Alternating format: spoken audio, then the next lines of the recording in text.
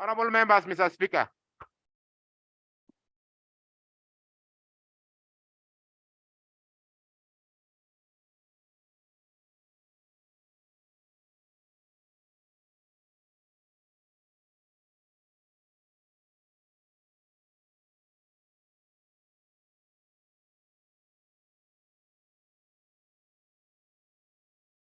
Prayers.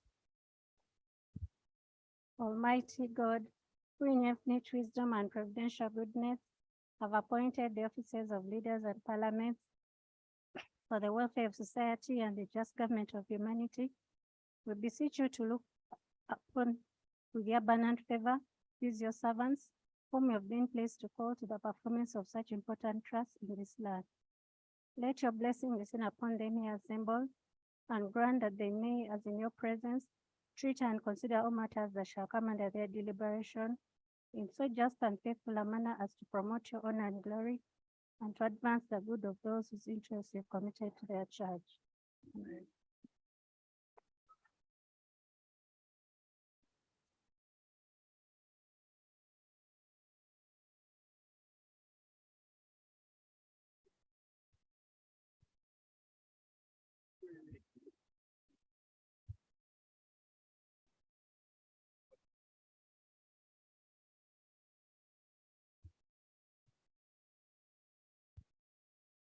Item 2 on the other paper, communication from the chair.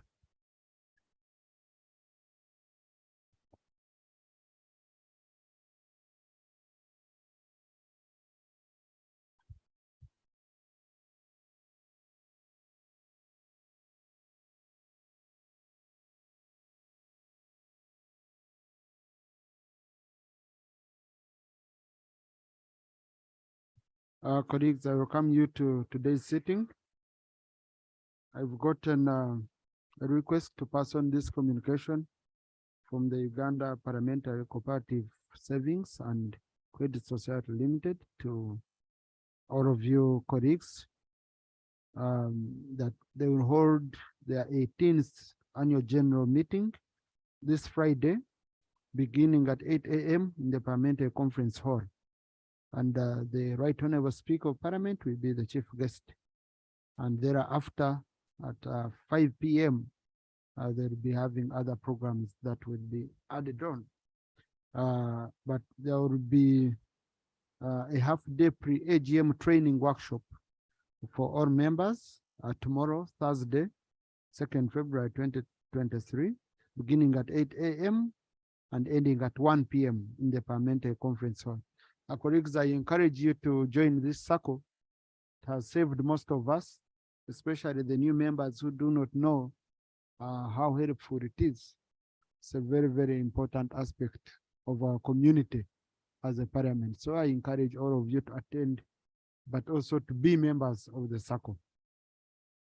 Later on, I'll be amending the order paper to receive a statement on our minister. You will ensure it's not more than 5 minutes because it's an information paper. Okay. Minister for Water and Environment, on her being nominated to serve as a member of the Global Leaders Group on microbial resistance. Wow, this is antimicrobial resistance. So it seems we have another resistance. So, and Honorable Anua is going to lead that army on our behalf. Colleagues, I was checking through the results, the recently released results of PLE, and I'm sure the Minister of Education, I've seen very many members raising issues around those issues. But my attention has been brought to the issue of students with disabilities. Out of 263 pupils, blind pupils in the recent released PRE results, out of 263 who sat, none of them passed in Division 1. You know, this is a point of concern for all of us. And we really need, because this violates Article 35 of our Constitution. And we have not given due attention since when I came into this house. We have not given this issue due attention. Of all things, from matters of national importance, but children with special needs, it's an issue we have not given enough attention at the house. I would therefore request the Minister for Education to give us a statement regarding this topic, the performance of a student with disabilities. Because, for example, when we were having lessons going on via television, how did we cater for blind children? How did we cater for visually impaired, the deaf and all that, you know? There are very many gaps that we're in. And with the world that we are living in, we can no longer wash that away.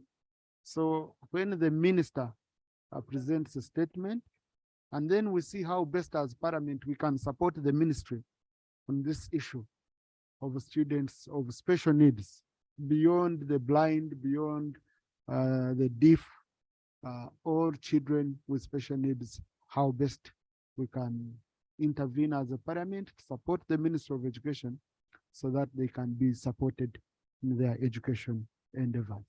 So I will not allow comments on that issue because I've requested for a statement. Okay, I've requested for a statement. So you allow me, we go straight to your matters of national importance, colleagues, so that because we have very important issues on the order paper, for which I know you have been asking very many questions. We need to give them the prime time that we usually have. So, procedure, Honorable Nsamba. Thank you very much, Right Honorable Speaker.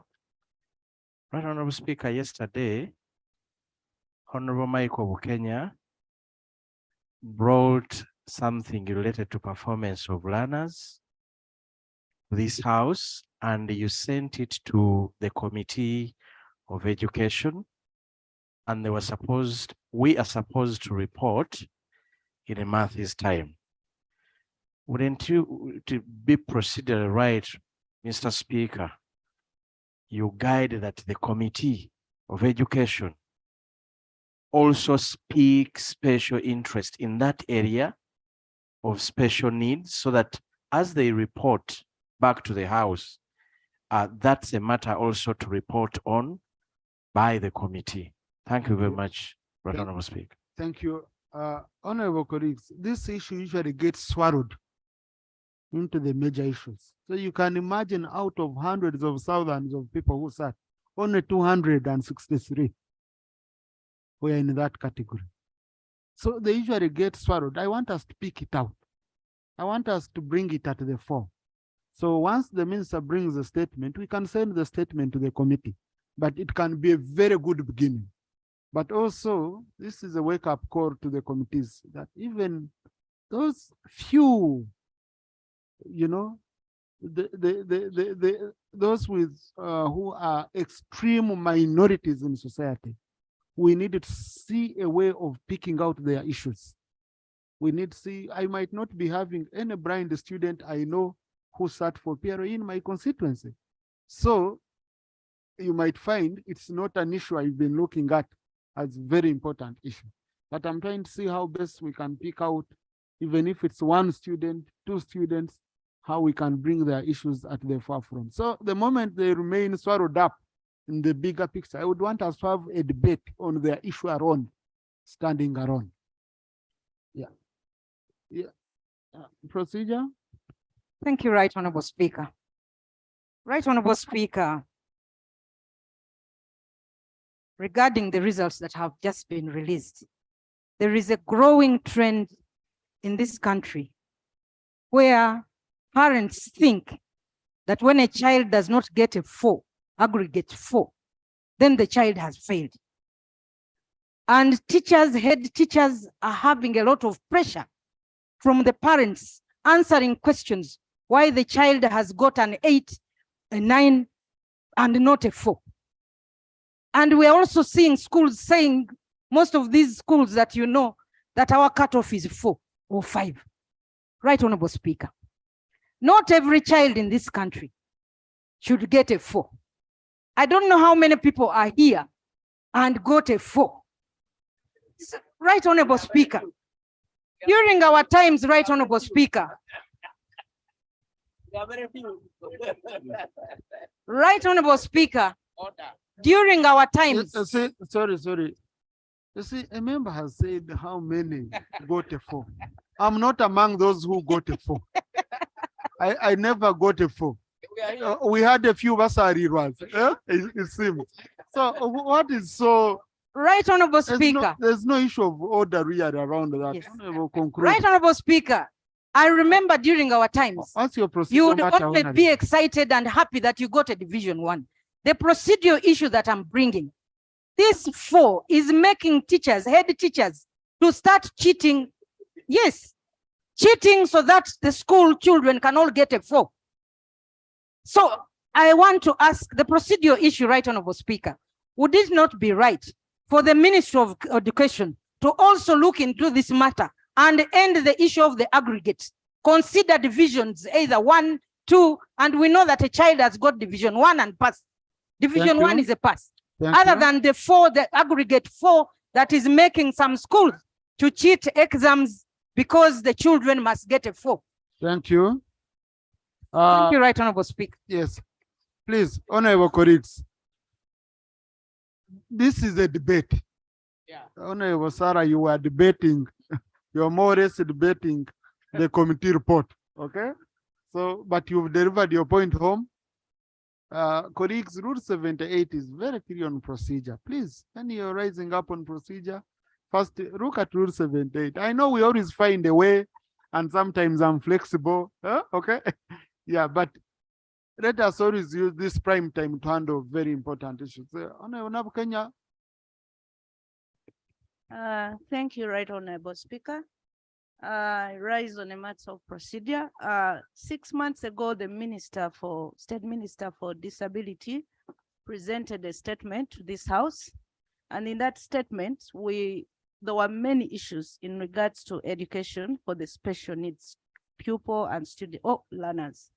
And several recommendations were made, because it's very clear that even in the examination, you find one interpreter working for like 5 kids, and also availability of schools in regions and districts. There are no schools. So I was thinking it would be procedurally right for the Minister of Education, because then he wasn't present in that debate, that he can extract, isn't it procedurally right that the Minister of Education extracts also those details and include them in the statement, like answers for the questions that were raised, so that we can get adequate answers for the special needs department in education. That was my procedure. Yeah, Honorable Minister for Education, you can refer to the statement which the Minister for Gender presented on this issue. But colleagues, we shall scale it. Okay? This is not a matter which we are going to scale it, because, and I want this as soon as possible, so that when we are budgeting, you know, these are critical issues that should be forming part of the budget. So, Honorable Minister for Education, I think it can, let's receive the statement in 2 weeks' time. It's enough. Honorable Watkins procedure? I want to thank you very much, Mr. Speaker, sir. Mr. Speaker, sir, at December 23rd, 2022, the president of this country went to Kasese at the border to open an international market. And he gave a presidential directive to ensure that the 10,000 Uganda shillings that was being levied as immigration fees for both the Congolese and Ugandan citizens will be immediately be dropped. Mr. Speaker, sir, presidential directive world over carries a force of law and a force of effect. Mr. Speaker, sir, we have one president. What is the procedure matter, Honorable Korik? The procedural issue, Mr. Speaker, sir, is January 2023, 19, the date. I appeared before the Committee of Defense and Internal Affairs, where the minister was. And luckily enough, Mr. Speaker, sir, we had officials from the immigration, and the minister himself directed that the presidential directive is non-negotiable. He directed his officers at Immigration Department and Directorate to immediately stop leaving that. Mr. Speaker, sir, the procedure issue is it procedural right for the immigration officials at the Pondwe-Rubiriha border to continue acting like they're in a different country where they pay no attention to the presidential and executive orders and also the minister's directives as of December 23rd and January 19 respectively. And since the minister is here, Mr. Speaker, sir, I don't know whether it's not a procedural right that the minister at least addresses this issue and gives us a way forward, because it's causing a lot of anxiety in the community. And being a border community, I have a fear that it could escalate the security or insecurity situation. Thank you very much, Mr. Speaker. Thank you. Honorable Korik, the matter you have raised is a very important one.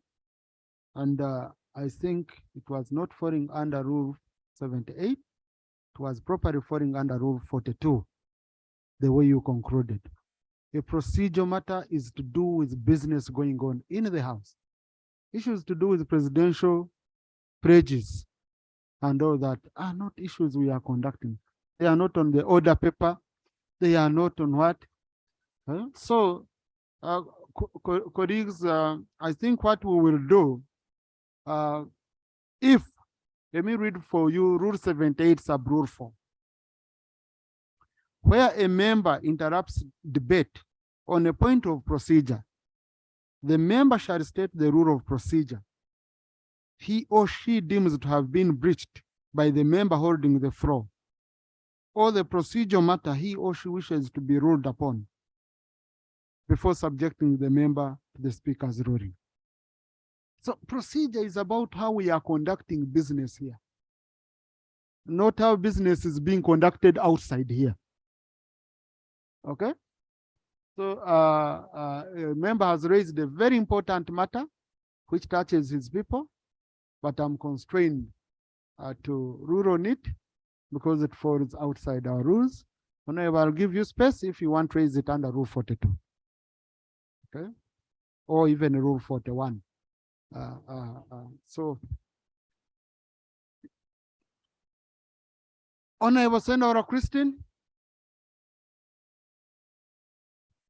Thank you very much, Right Honorable Speaker.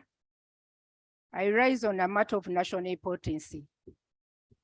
Yesterday, we have heavy rains in Chankwanzi, which destroyed houses and plantations of Chamtete village, leaving the people homeless and without any food to eat.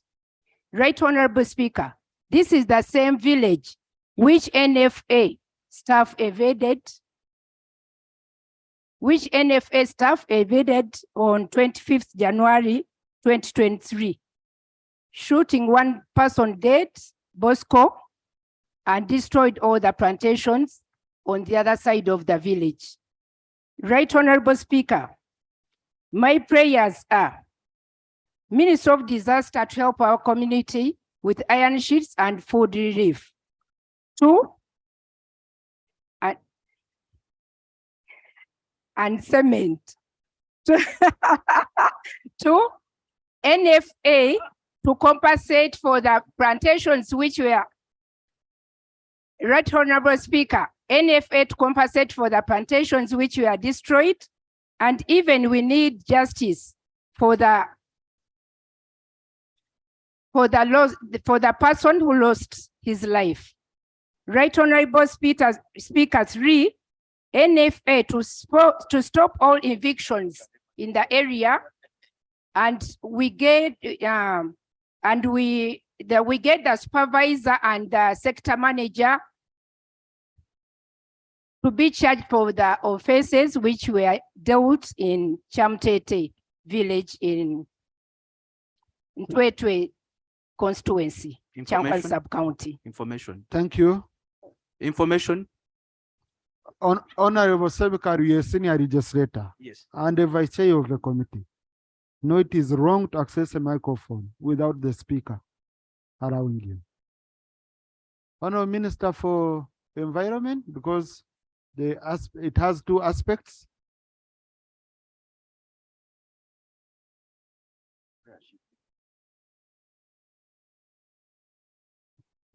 Thank you, Right Honorable Speaker.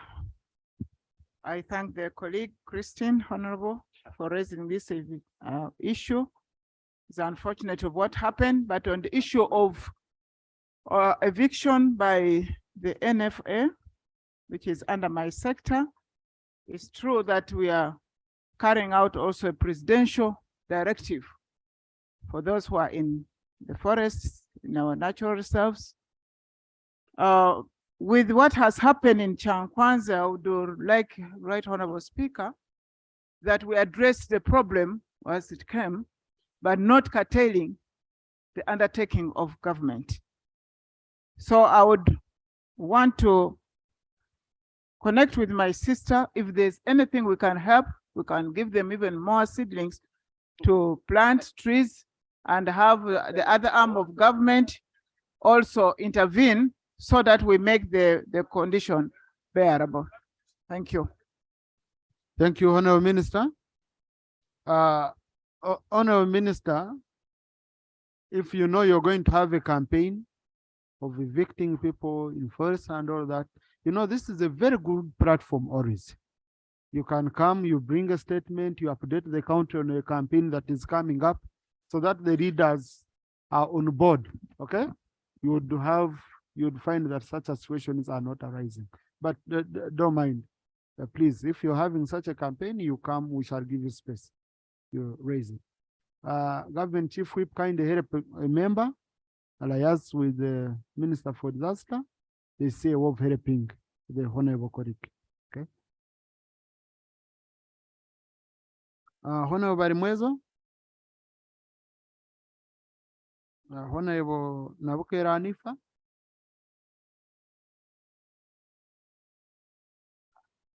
Thank you, Right Honorable Speaker. I'm Nabukera Hanifa, woman MP Mukono, I'm raising on a matter of national importance. Right Honorable Speaker, sometime back, I brought a matter here of one Brigadier Benkunda Besije. Pardon.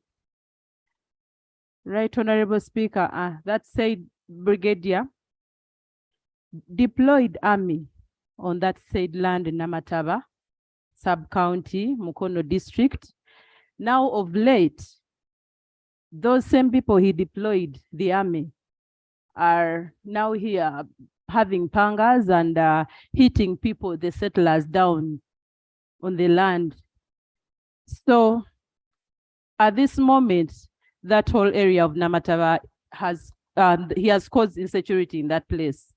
So I request this time, the other time I requested Minister of Lands, and the Right Honorable Speaker requested that to get to the ground. What she did is she went and connived with the RDC, held a meeting in my place minus consulting me, and they concluded on the matter. Actually, they didn't even conclude the matter. I was called by the residents that the minister came in came to Namataba together with the RDC, And after that, they requested the residents to call Brigadier Rusoki. Imagine. Now, Right Honorable Honorable, Speaker, can I have your prayers? my prayer is Minister for Defense, together with Minister for Lands, to come to Namataba sub-county and settle the matter that is haunting the people. Thank you. Government?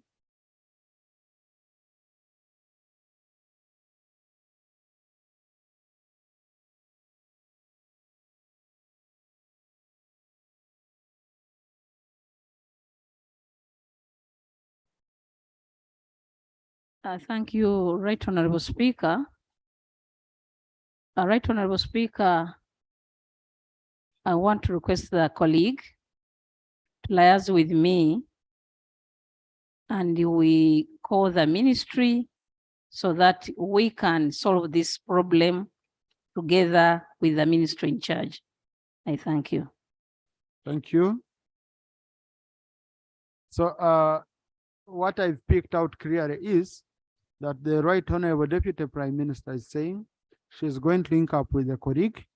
She gets more details and she arranges the visits of the ministers you've requested and you address this concern, Honorable colleague.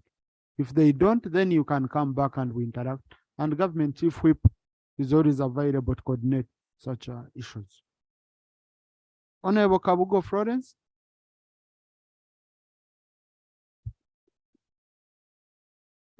Thank you, Right Honorable Speaker, for this opportunity. My name is Florence Kabu, a woman MP Kasese. Right Honorable Speaker, I stand on a matter of national importance in regard to the various killings of my people by crocodiles and hippopotamuses. On 30th of January 2023, a young boy called Yunus Senyondo was killed by a crocodile. Just 1.5 years ago, a senior 6 vacist was killed by crocodiles. In just 2 years, Right Honorable Speaker, 17 people have been killed by crocodiles and hippopotamuses. In 2 years, 49 people have been injured by these animals. On Katunguru, Katwe, Kayanja, Kasenya, and Hamkungu learning sites. My prayer, Right Honorable Speaker, is that government erects a strong cage that stops these animals from getting out of the water body to the areas where people are. I also pray that the Minister of Tourism. Let's listen to our Honorable. I also pray that the Minister of Tourism and the Minister of Fisheries go down to the local community at the learning sites across the district and talk to these people so that they can listen to the plight of the local people. This very boy who died recently, on Monday, died at Katunguru learning site. Those are my prayers, Right Honorable Speaker. Thank you, Honorable Minister for Tourism.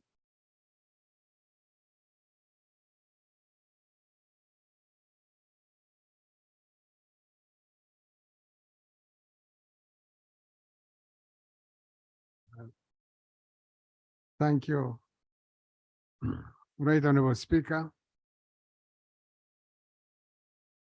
Of course, my condolences to the Honorable Member and the community of Kasese, Queen Elizabeth National Park. And I agree with the story and the unfortunate information she's giving. But we have 7 cages, seven cages, very well constructed. 2 of them, unfortunately, were destroyed by the hippopotami. So 5 are operational. And we shall continue to construct more cages so that the crocodiles have no opportunity of hurting, killing our people. Since 2013, 36 crocodiles have been captured. And they have been captured in the areas of Katwe, Kashaka, Hamkungu, Kasenyi, Kayanja on Lake Edward. 29 crocodiles have been translocated to Lake Kibwera in Kiambura Wildlife Reserve. 7 were captured and translocated to Murchison Falls National Park. Awareness campaigns have been going on in that area, which I know very well, and we shall continue.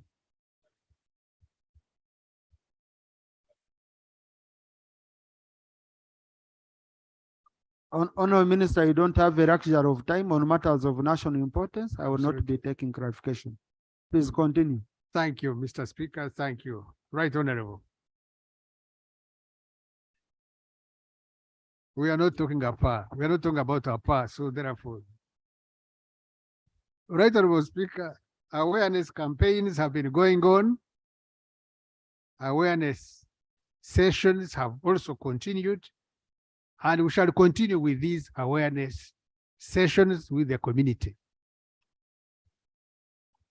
Honorable, you had The prepared a problem, statement. Right Honorable, is that people bathe standing.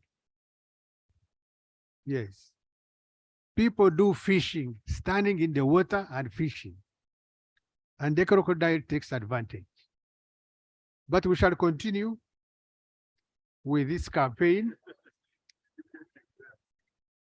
so that they don't fall prey. So that they don't fall prey to the unfortunate. Thank you. Honourable Minister, thank you. Honourable Musa Noah. But Honourable Minister, I don't know how when you will arrest these elephants that are destroying my community. For me, my community is finished. The destruction is really, really bad. But I'm going to come to your office. We are going to link up. Yes. I know how I come to his office. I know how I go to his office. So, Honourable Minister, I'm doing badly via my constituency because we neighbor the national park. Every day, elephants are destroying crops of our people. Yes. Honourable Musa Noah. Thank you very much, Right Honorable Speaker. My name is Musa Noah, Member of Parliament representing people of Koboko North. I rise on a matter of national importance regarding non-payment of secondary school teachers in most districts in the country.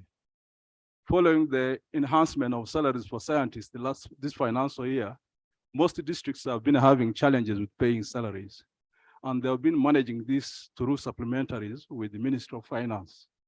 For Koboko District, the last submission to Ministry of Finance for supplementary budget was in November, where the district requested for about 500 million to pay salaries of secondary teachers.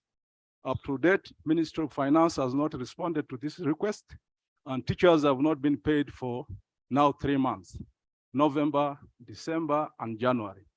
And yesterday, secondary teachers in Koboko District held demonstrations threatening that they will not return to class when schools begin on 6th of February.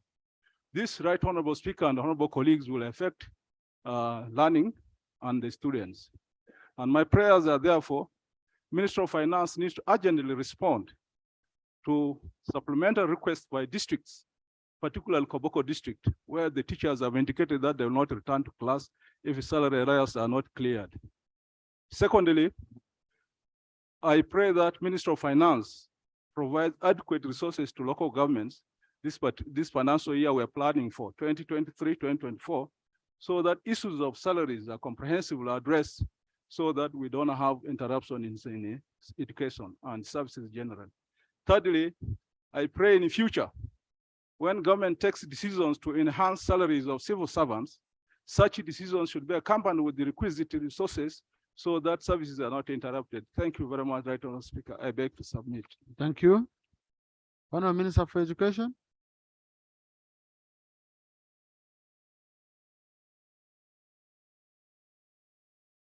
You can seek for assistance from finance in case you need. Actually, Right Honorable Speaker, first of all, the matter is very straightforward. It's a question to finance.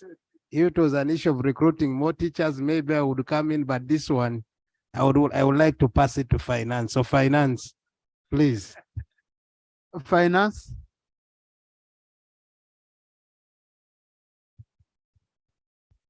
Thank you so much, Right Honorable Speaker. Right Honorable Speaker, this matter is not coming to this House for the first time, and we have always provided response. However, what I can add, in order to help a member, since he raises a specific issue regarding the Koboko district, I can look at the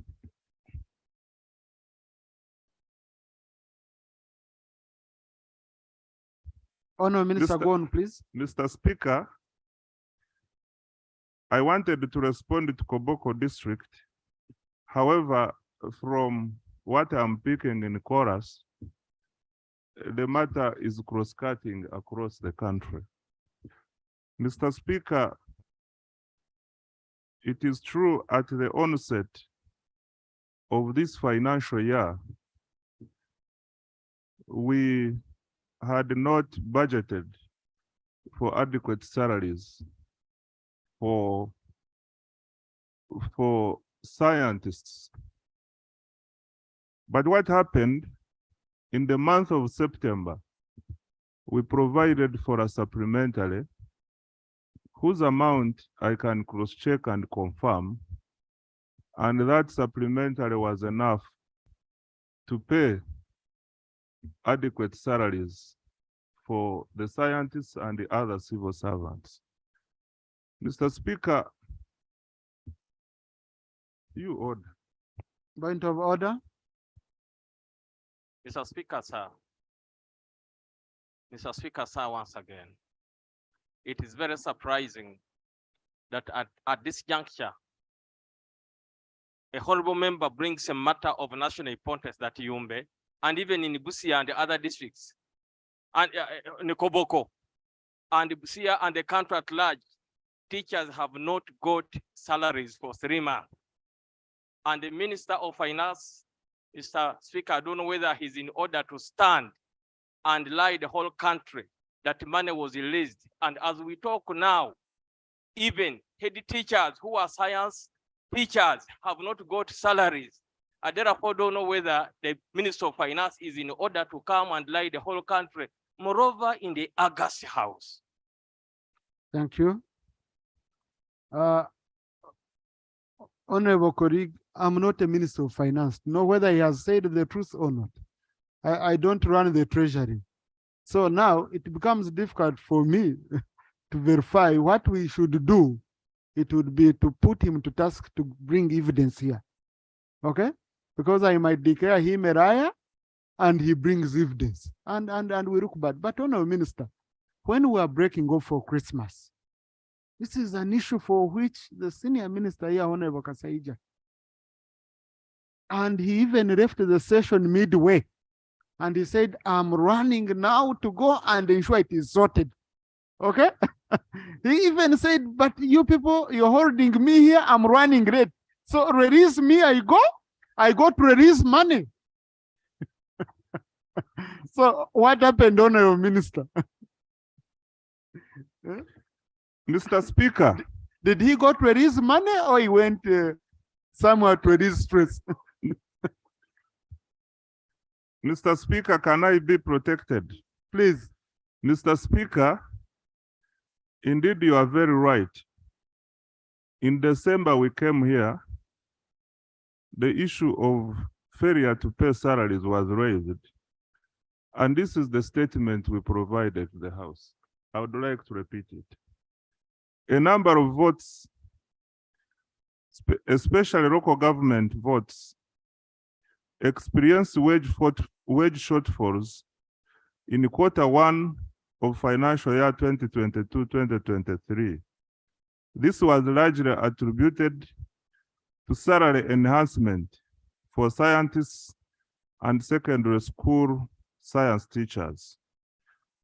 As a result, Ministry of Finance, Planning and Economic Development provided additional resources for wage through supplementary funding to the affected votes.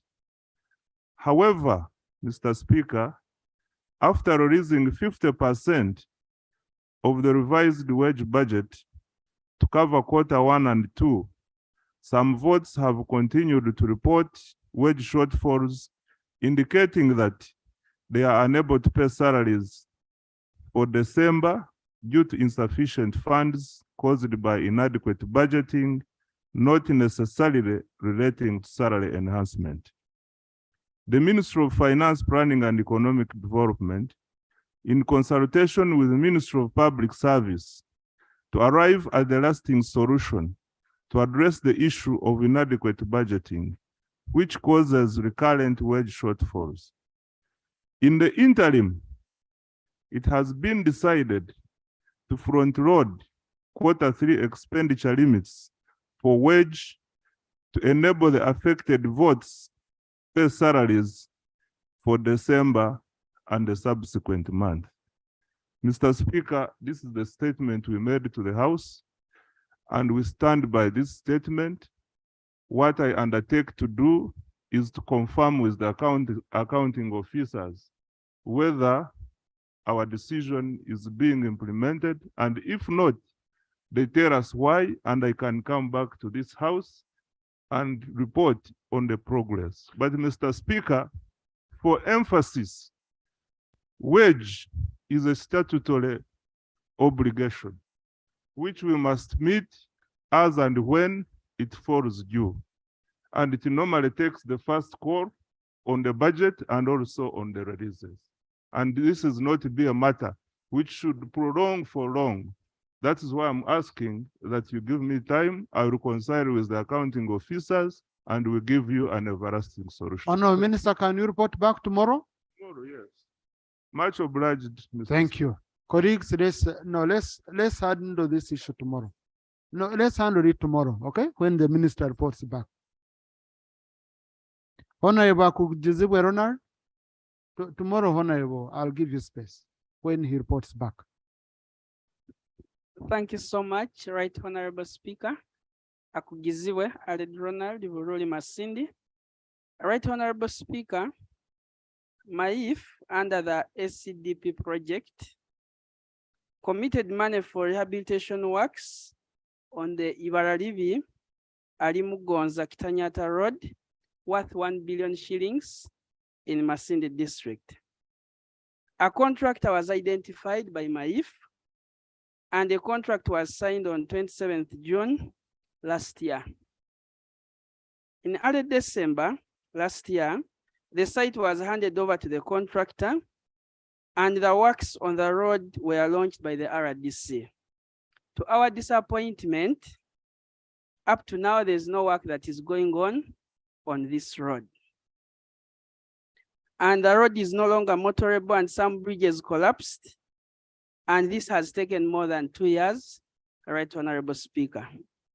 Relatedly, Right Honorable Speaker, in January 2022, the Ministry of Works and Transport, through a supplementary budget, allocated funds and committed to working on 6 roads in Masindi district.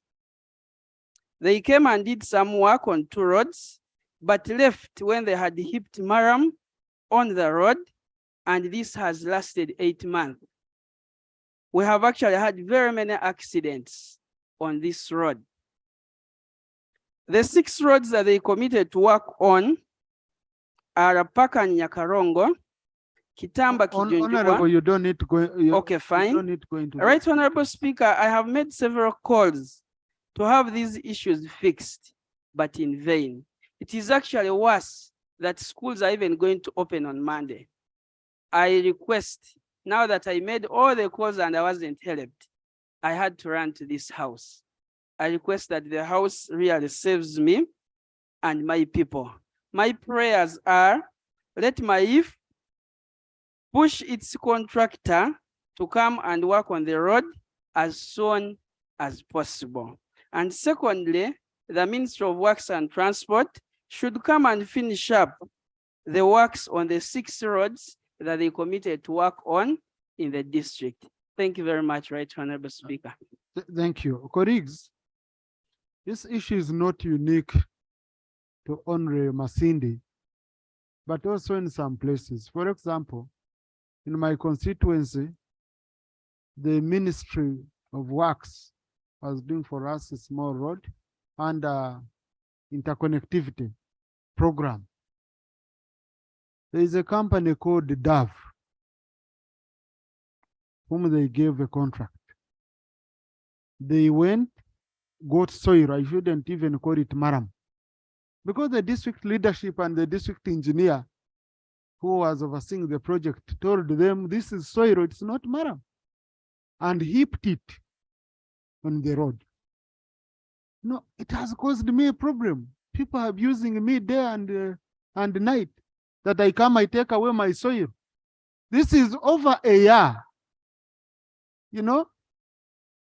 And I know General is really active, but General, the interconnectivity roads, the small companies you give, you know, you give companies without capacity at all. And some of us are believing that these companies might be owned by your staff, because you wonder how such a company qualifies to even get a contract. You wonder, a company which cannot even raise 50 million to begin on a contract of 600 million. Huh? How did it get a contract? So, Honorable Minister, it's a very big problem. It's really embarrassing. And this is the second time in my own area, and I know many MPs, many colleagues are facing the same problem, especially on those small companies you give for interconnectivity. So, Honorable Minister.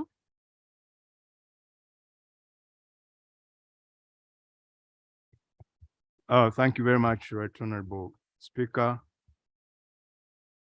I apologize for the shortcomings, but I also appeal to members, because in the district we have the district, the RDC, DISO, and if such a thing is happening, then let reports be made quickly. My office is always open, and many of you have been there. Please don't wait to put the mat on the floor, because my office is open. You can come, like in such a case, and we address the issues. On the Right Honorable Speaker, I've requested you that I want to be given an opportunity to come and present a comprehensive report on the condition of roads, both national and Duka, on this floor, so that maybe this issue of roads will be answered. But where we have that kind of evidence, where the road was started and not finished, or it's not progressing, please give us a report in good time. We shall respond. For MAIF, I may not answer for MAIF because I didn't contract the contractor. Thank you very much. Honorable Minister, I'll give you space on Tuesday on the order paper. Our colleagues, let's hold our guns. Issues related to this. But Honorable Minister, I will appreciate if you can send your technical team from the ministry to go and visit the member's constituency, and go with the member, because he needs you to save him.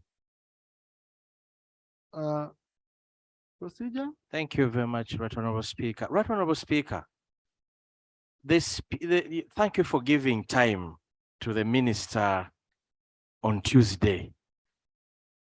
But Right Honorable Speaker, there are 18 districts that missed on road units. Since 2018, We have been crying to this government to buy road units so that we are like other districts. Right Honorable Speaker, my humble request through you, as the minister is coming on Tuesday, let him also update us on the money we allocated this financial year for the purchase of road units. Right Honorable Speaker, when you passed the budget, we went and told the people the issue of road unit is finished. Now we are in February, Right Honorable Speaker, third quarter, no road unit. Let the minister come here, tell us the status of those road units and when they will be delivered to the districts, 18 districts. Thank you very much, Right Honorable Speaker. Honorable Minister, please handle as requested. Honorable Speaker, and I want to thank you very much. And with that comprehensive report from the Minister of Works, I pray that he gives us the names of those districts without a single Tamaka road. Because we always see Tamaka roads being given to different areas and the new districts were created. In the Karungu, we don't have a single Tamaka road, apart from one road going to the church, built by one Christian. So if that one is given to us, we want to know why new districts like Karungu and others, Buweju, don't get a single Tamaka road within their area, yet they are created for development. Thank you. I wish we get that. Thank you. And no, but colleagues, we are going into the mind of the minister. Okay? We are going into the mind of the minister. Let's refocus. Whereas some are asking even for a Tamaka road, like the whole of my constituency, I don't have any single central government road. I survive on the 350 million they give my district. Okay? For the whole district to manage it in a place which has a Rift Valley, you know, it's a cross-cutting problem. So let's go to Honorable Naruima. Honorable Naruima.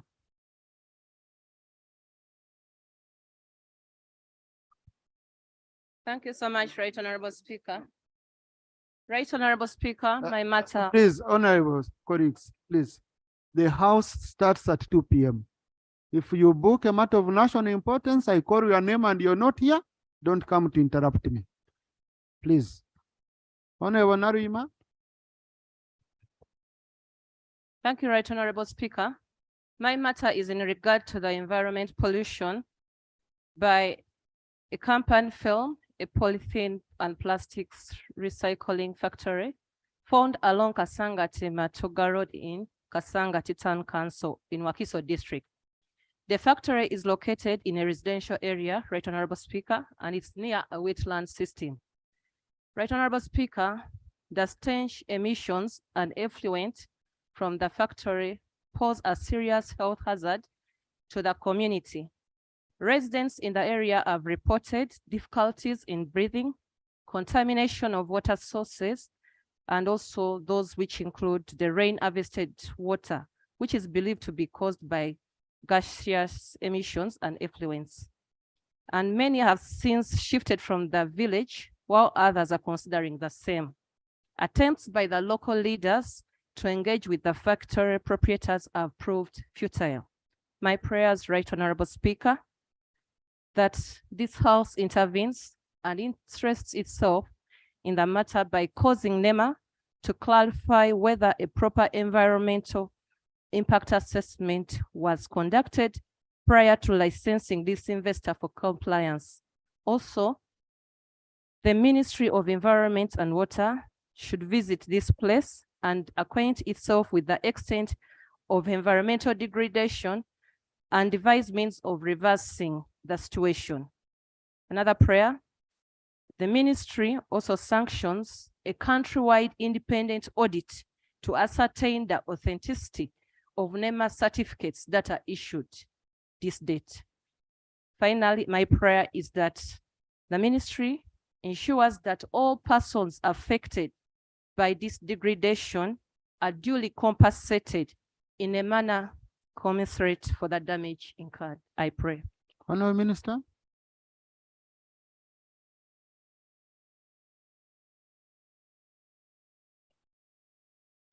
Thank you, Right Honorable Speaker. I thank Honorable Betty for raising this passionate concern of her people.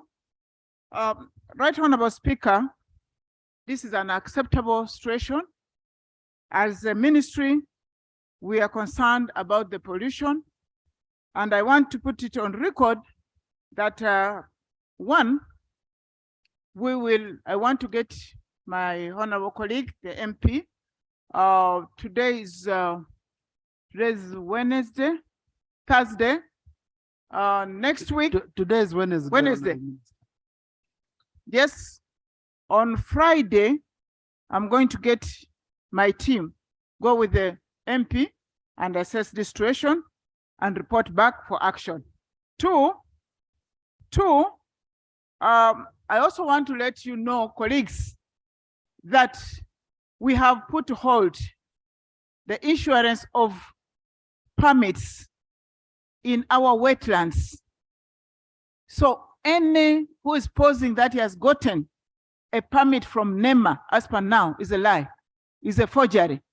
And we shall use the same occasion to look at the certificate which the owner do have. Last. Honorable Minister, please conclude. Thank you. And therefore, I just want to let you know, colleagues, I like this interaction. If you have seen any of our investors, we also need investors, yes, as a country, but they should be compliant. Thank you. And I stand that we get in touch with me. You don't need to come all the way here. Please pick a phone, ring me up. I connect you to my technical people. We go down and check it. Thank you. Thank you. Next item.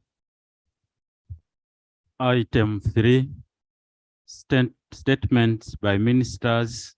1, on the nomination of the Minister of State for Environment to serve as a member of the Global Leaders Group on antimicrobial resistance.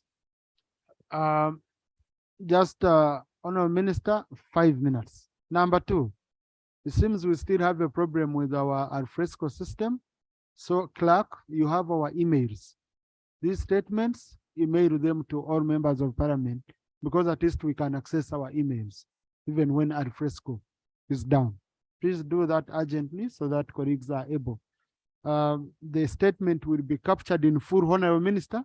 Just do a quick summary. A procedure, Honorable Anne. Thank you, Right Honorable Speaker. Right Honorable Speaker, and now that we are in the section regarding statements by ministers, I would like to bring it to your attention that last week, Honorable Mujiche raised an issue concerning the arrest and mistreatment of Dr. Kizza Besigye, along with other leaders, and you designated Wednesday to be the date on which, the day on which the Minister for Internal Affairs would bring a report to this House. So I don't see that item under statements by ministers. So are we proceeding rightly? And I can see, luckily enough, he's in attendance. Thank you. Yes. Yeah. Honorable colleague, tomorrow we are handling issues to do with complaints of arrests. And that statement is coming with tomorrow's issue, so that we have a general debate on the same. Okay, so it will be captured tomorrow. That's how we had structured it on our side. Yeah. So, Honorable Minister.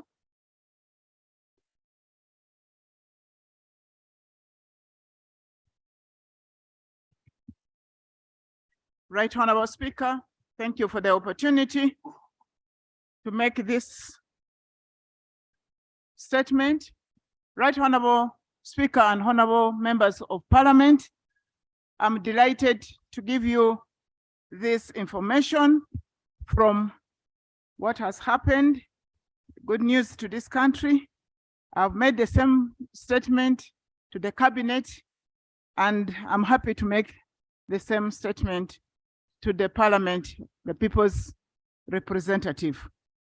Right Honorable Speaker and honorable members of Parliament, you might take note that antimicrobial resistance which I will be referring to as AMR, occurs when germs, including bacteria, viruses, fungi, parasites, change over time and no longer respond to antimicrobials. And these antimicrobials include antibiotics, antivirals, antifungals, and parasitic agents. For example, the high incidence of drug resistance like ticks. I know, Right Honorable Speaker, that members are getting worried of these terms, but I just want to comfort you that I will go over it quickly. I'm preparing handbooks for on this subject matter, where each member of parliament and each member of the cabinet and the key government offices are going to get copies. So by next weekend, we might be having the detailed handbook for each of us.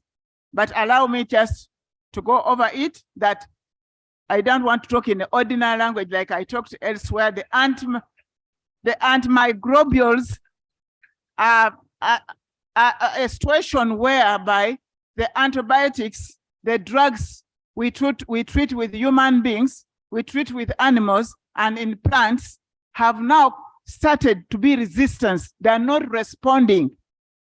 And this one has become common. You can see that malaria, sometimes you have drugs which are not responding. We have in animals for tick treatment, they are also not responding. In some plants, we are also using some drugs which are not responding. So there is resistance.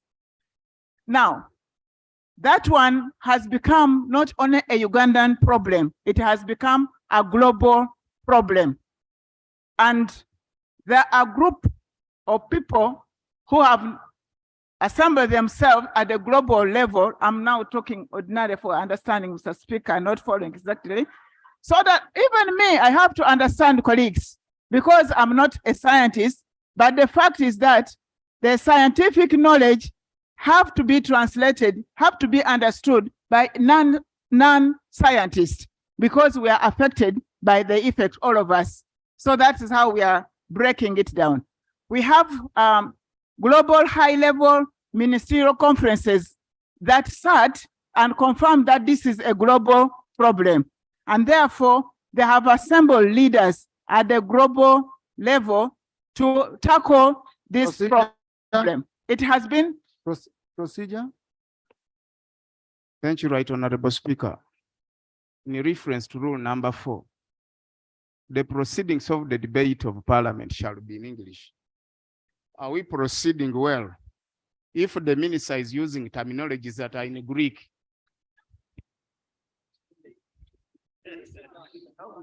Honourable Minister, proceed. Honourable Minister, proceed.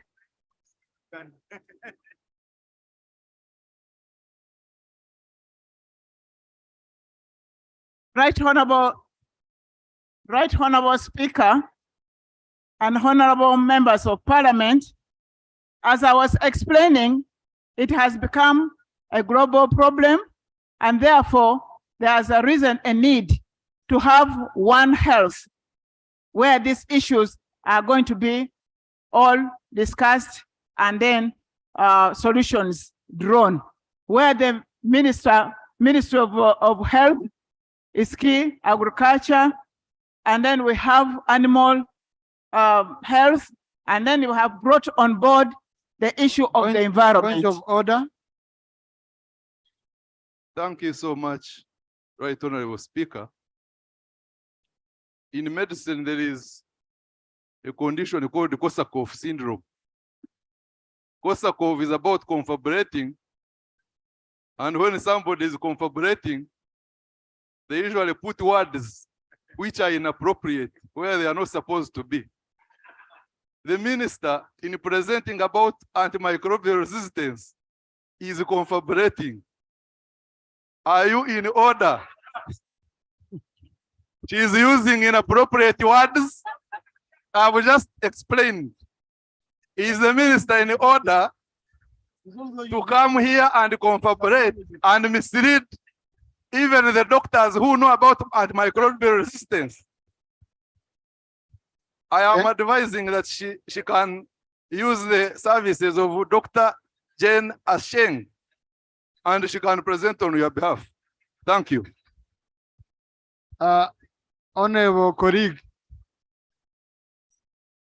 I think you also risk cooperating.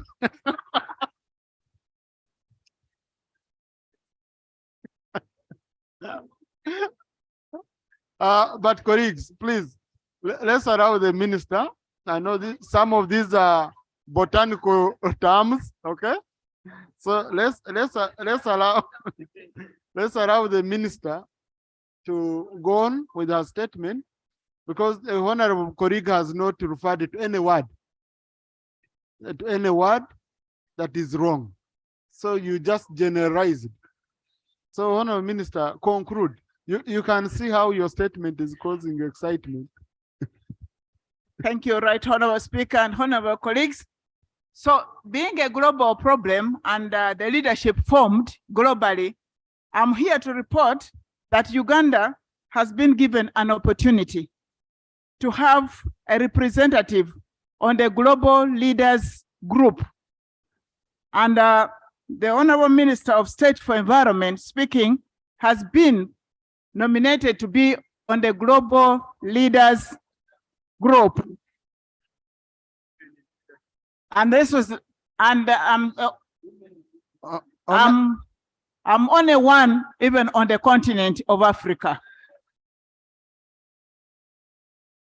So, Honorable Minister, for guidance, can you take us to the benefits of your nomination? Thank you. Yeah. So, Right Honorable Speaker and friends, what is expected of us from this group? Honorable, can you go to page 6? Yes, I'm here, Your Excellency. Yeah, to the country. Right Honorable Speaker.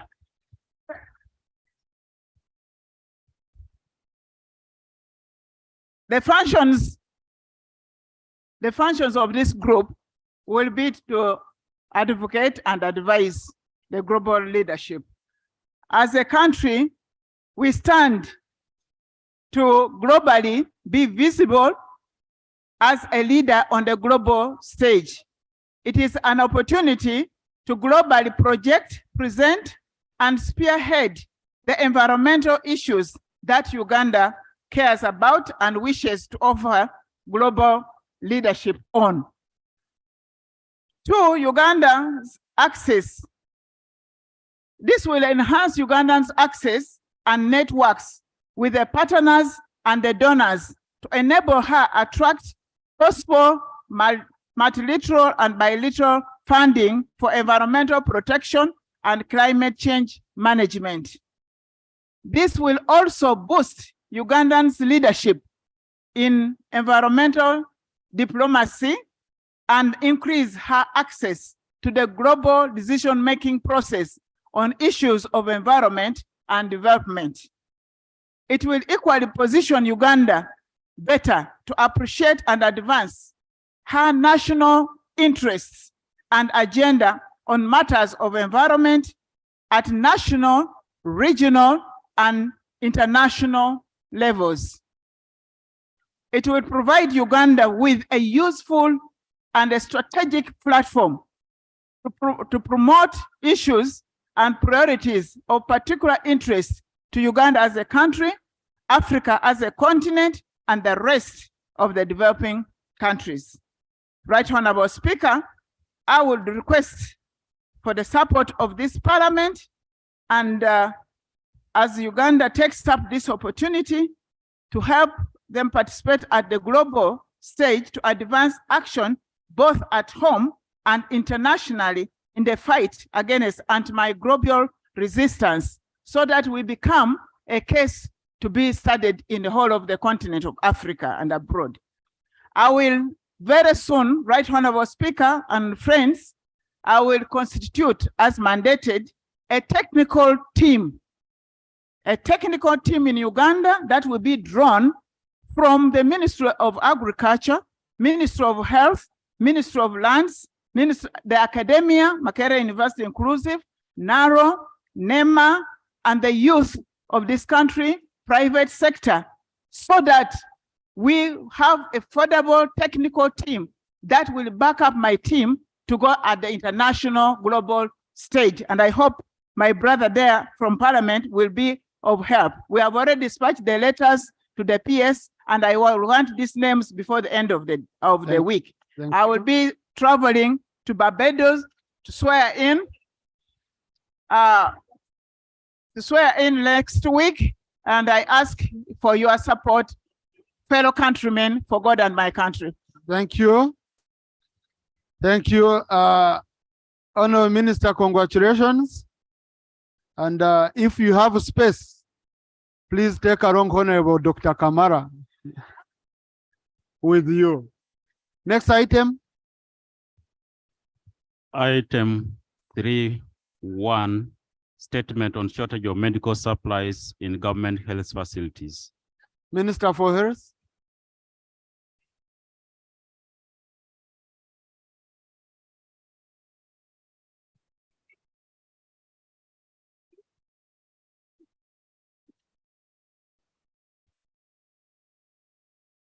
Right, Honorable Speaker and honorable members, allow me to thank you for this opportunity to share with this August House the current challenges of drug stockouts in the health facilities and the reasons why.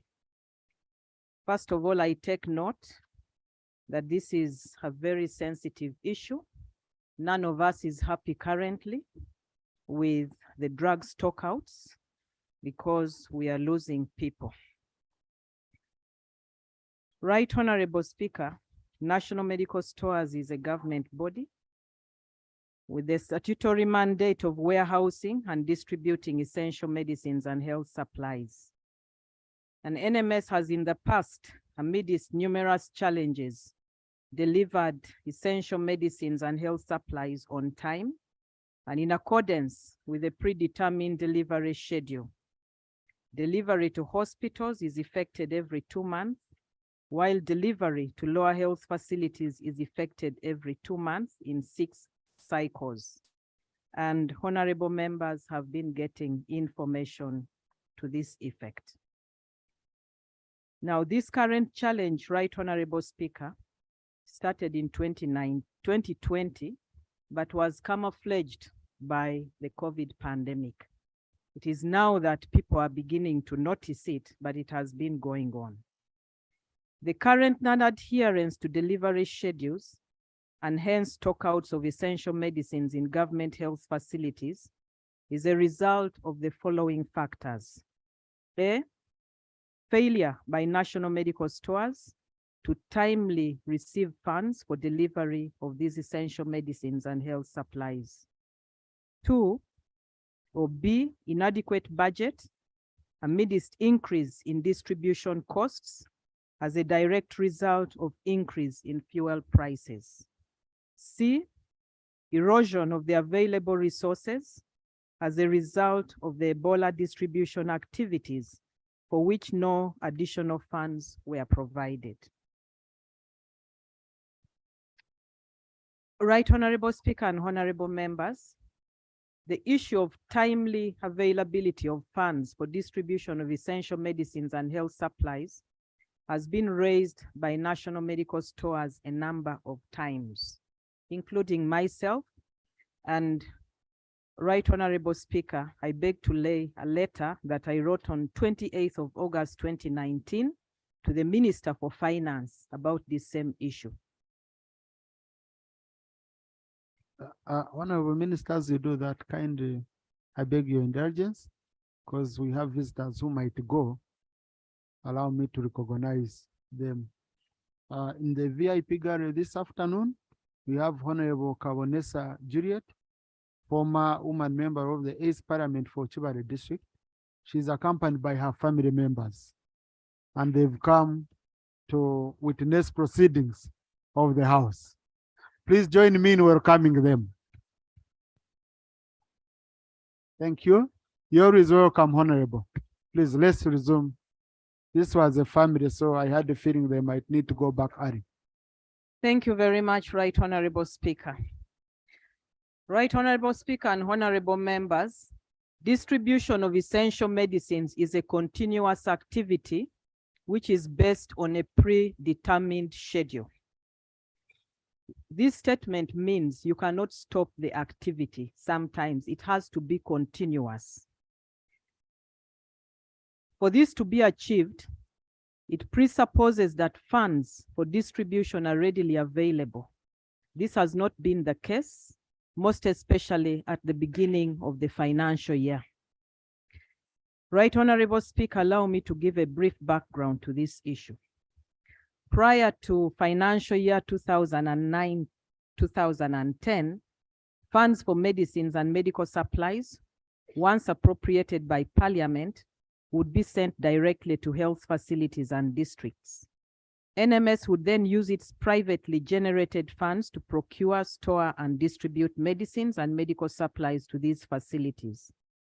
It was later established that the funds sent to the districts and health facilities for procurement of medicines and medical supplies were in actual fact used for other purposes, leading to perennial stockouts of medicines and medical supplies in health facilities. The few medicines and medical supplies that were actually procured were easily stolen because they could not easily be differentiated from others in the private sector. As a solution to the above two problems, it was agreed that all funds appropriated by Parliament for procurement of medicines and medical supplies in government health facilities should be re-centralized at national medical stores. And two, that national medical stores should ensure that all medicines and medical supplies are uniquely embossed to differentiate them from those in private sector to minimize theft of these medicines.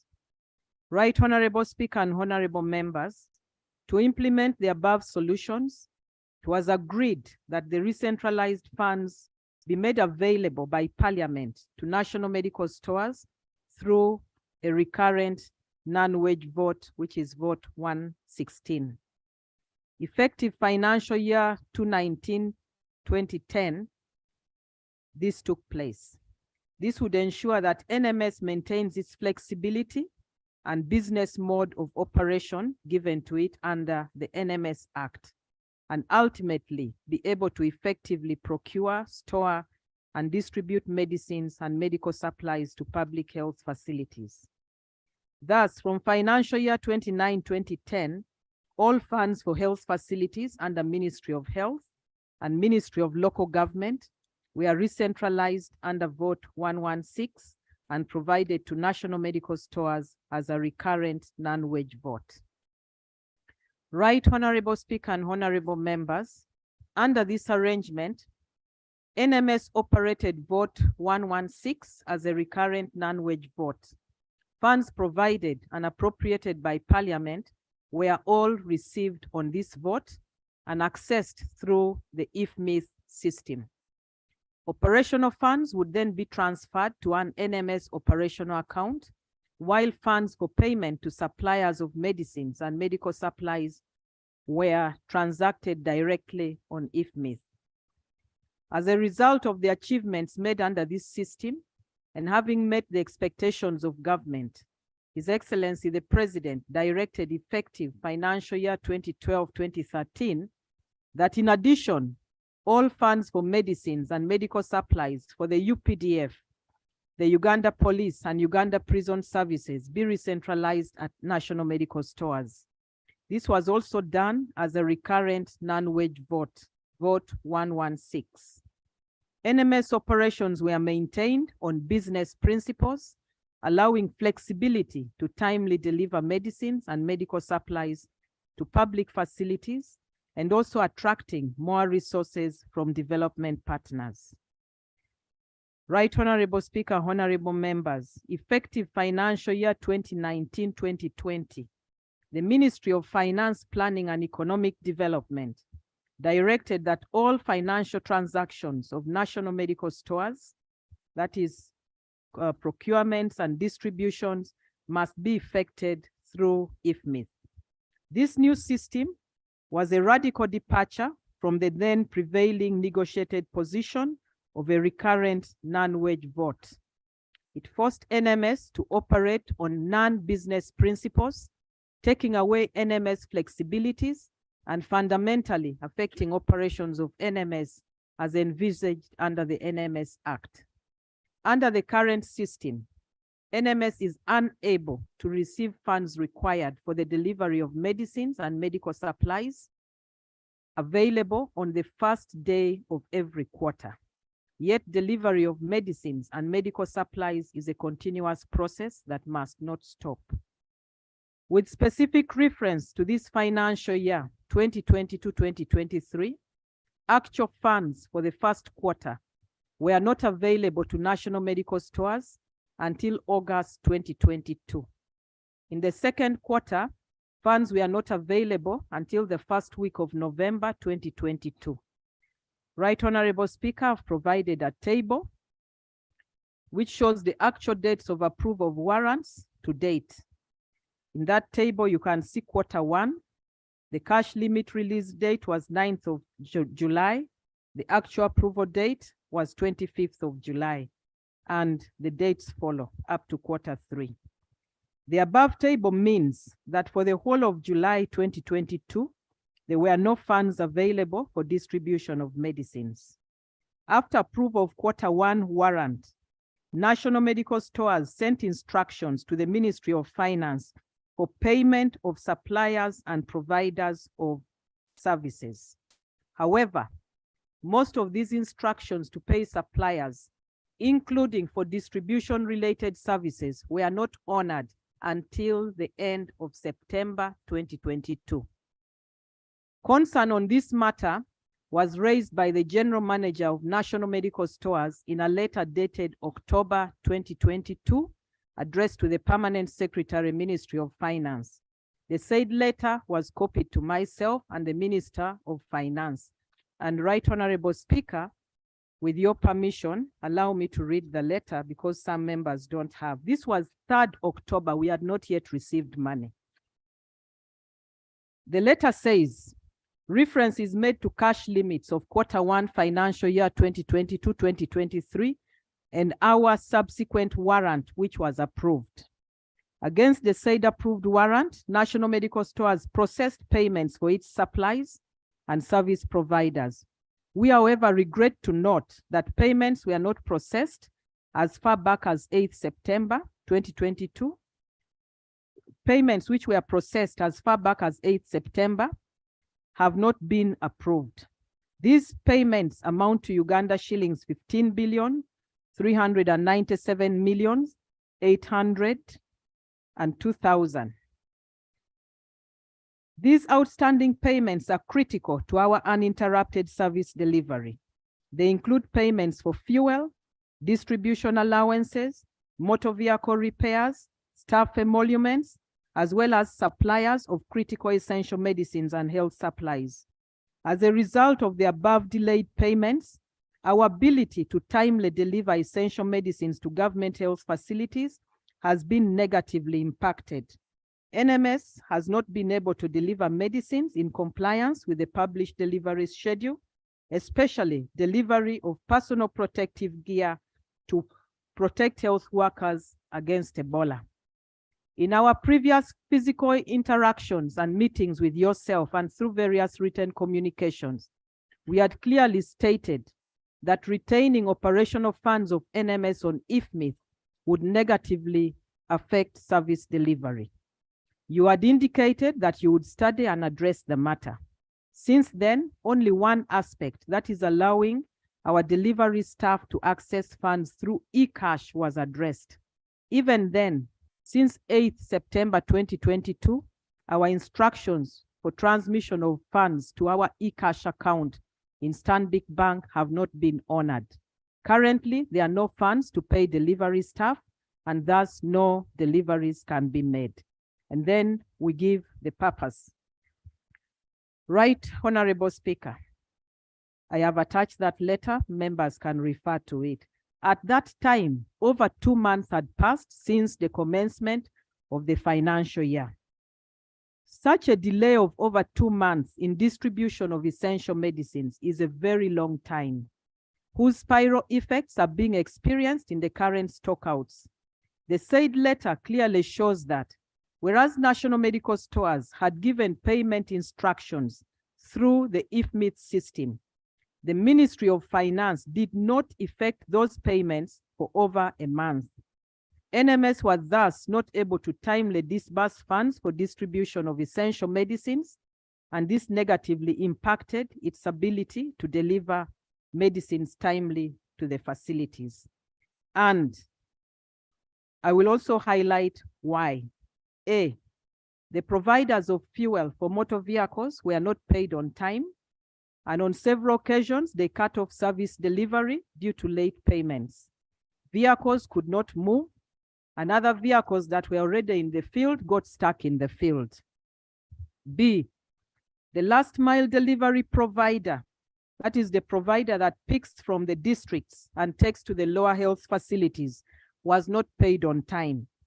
The delayed payments affected the ability of the provider to continue delivering essential medicines. C, distribution allowances, which are now paid through eCash, have not been paid promptly. Instructions to replenish the eCash accounts take long to be honored.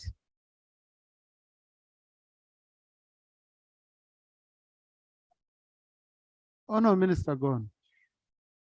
Sending delivery staff in the field without allowances is a risk and not possible given the value of the commodities that they carry. In respect to this quarter, instructions for eCash for delivery staff was sent on the 3rd of January 2023 and were not honored until 27th January 2023.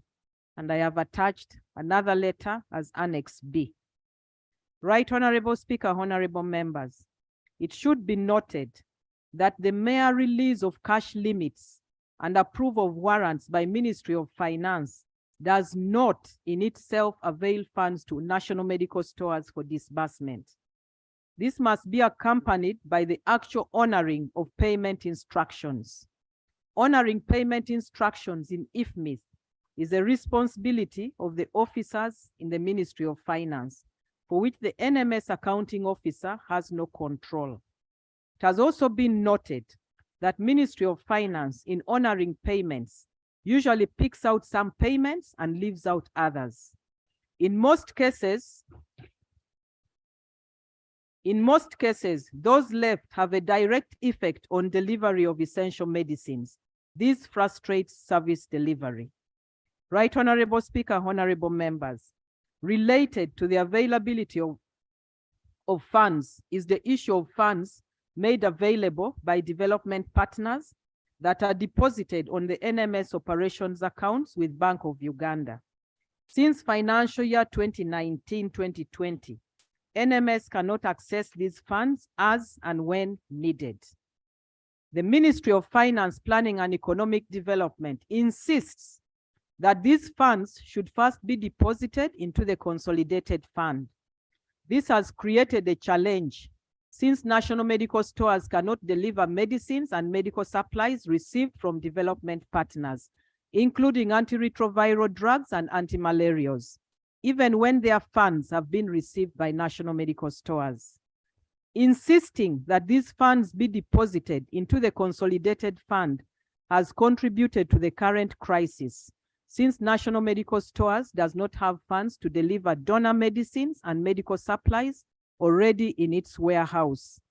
Furthermore, once such funds are deposited in the consolidated fund, at the end of the financial year, the funds are forfeited to the consolidated fund instead of continuing to deliver essential medicines which are already in the warehouse.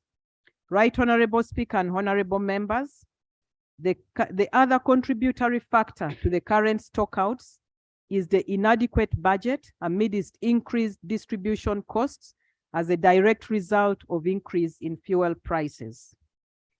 During the budgeting process for financial year 2022-2023, NMS indicated and presented challenges associated with increasing prices of fuel. The associated deficit was presented but not honored. As a result, the current distribution budget of National Medical Stores has a deficit estimated at 7 billion. The other contributory factor to the current stockouts is the erosion of the available resources as a result of Ebola distribution activities for which no additional funds were provided. Right, Honorable Speaker, honorable members, all of you are aware that in September, Uganda was hit by Ebola outbreak. National Medical Stores was required to prioritize distribution of supplies that were needed in the fight against this outbreak. No additional funds were provided to National Medical Stores for this additional work. NMS therefore had to use the resources that were otherwise meant for the distribution of routine medicines to distribute Ebola supplies. This eroded the already meager and late resources. To date, National Medical Stores has not been provided with additional resources to alleviate this challenge. As a way forward, and as part of the short-term remedy to alleviate the current stockouts, National Medical Stores has started on delivering combined cycles. Each cycle has medicines that are supposed to last a facility 2 months. Thus, the facilities will be getting deliveries for 4 months. And I have attached a letter to this effect as Annex C. In the long term, however, National Medical Stores made recommendations to the Permanent Secretary, Ministry of Finance, in a letter of 3rd October, that is Annex A, and we await implementation of these recommendations that we know will solve the current problem of access to funds. Right, Honorable Speaker, before I conclude, I want to refer members to Annex B.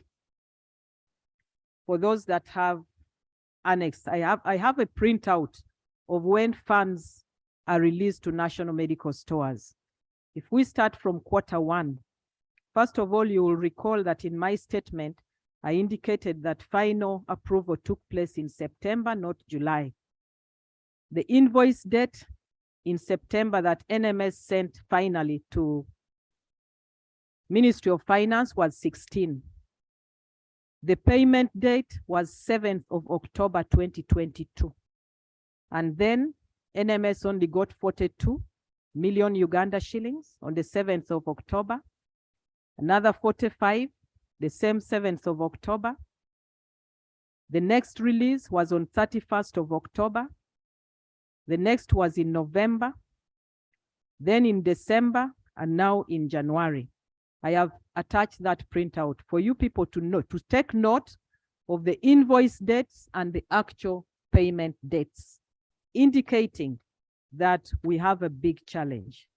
Right, Honorable Speaker, if I may request, and I may say something in regards to this, I had several meetings with the Minister for Finance, and I indicated that NMS is not challenging operating on IFMIS. However, can funds for distribution be provided to NMS in the first week of every quarter? The first week, and if possible, the first day, not after 3 months. The Minister for Finance made a commitment which has never been honored up to date. Instead, he wrote a letter back to me, and I will lay that letter on table, clearly indicating that, let me read what he said. He said, we have studied the issues raised by NMS regarding the release of funds and payments in the first quarter, that was 2019-2020. And we wish to draw your attention to the following. Number one, the challenge of delayed releases was not due to failure of IFMIS, but rather people and processes issues which can be addressed to ensure smooth operational efficiency through IFMIS. This was 2019. The people and processes issues have continued to 2023. He says the delays in releases and payments which affected all votes at the beginning of the financial year were occasioned by last-minute changes in the budget estimates by Parliament, which led to further delays in finalization of the delayed approved budget estimates.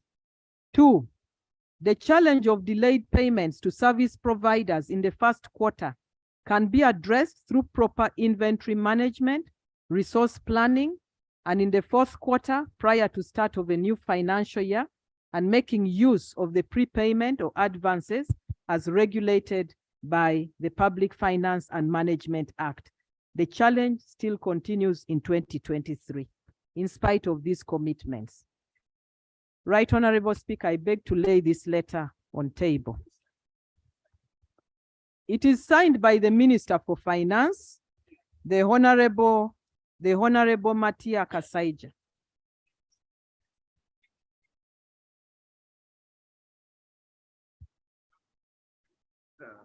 Right Honorable Speaker, as I conclude,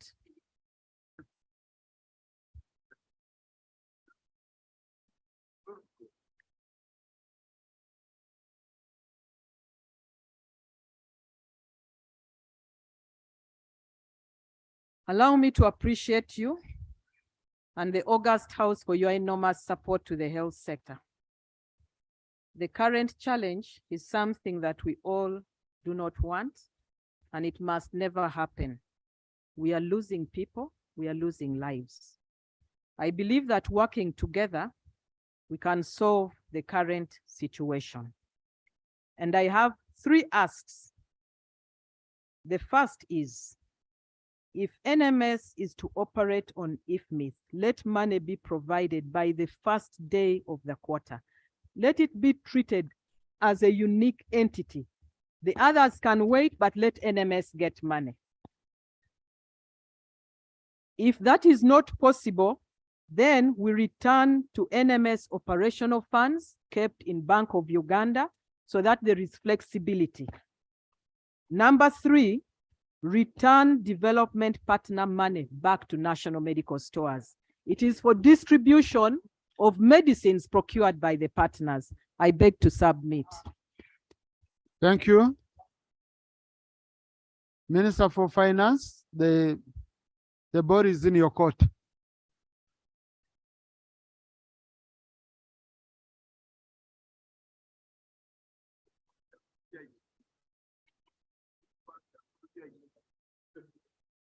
Thank you so much, Right Honorable Speaker.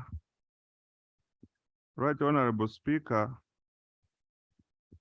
yesterday, when we were responding to the issues raised in the budget framework paper, we categorically stated that out of the budget, approved budget for NMS, we have so far released up to 61%. Mr. Speaker, the Minister of Health has stated the number of facts, but there is one fact which is left out. NMS does not want to belong to the IFMIS system.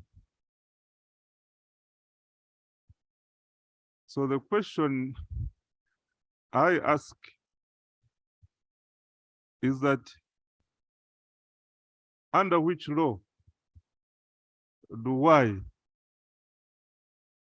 implement the decisions you make here? My Bible is the Public Finance Management Act. As long as you are a vote, you must comply with the requirements of the Public Finance Management Act. Therefore, Right Honorable Speaker, in order for us to appreciate this debate, it is important for us to acknowledge that NMS is not an exceptional vote.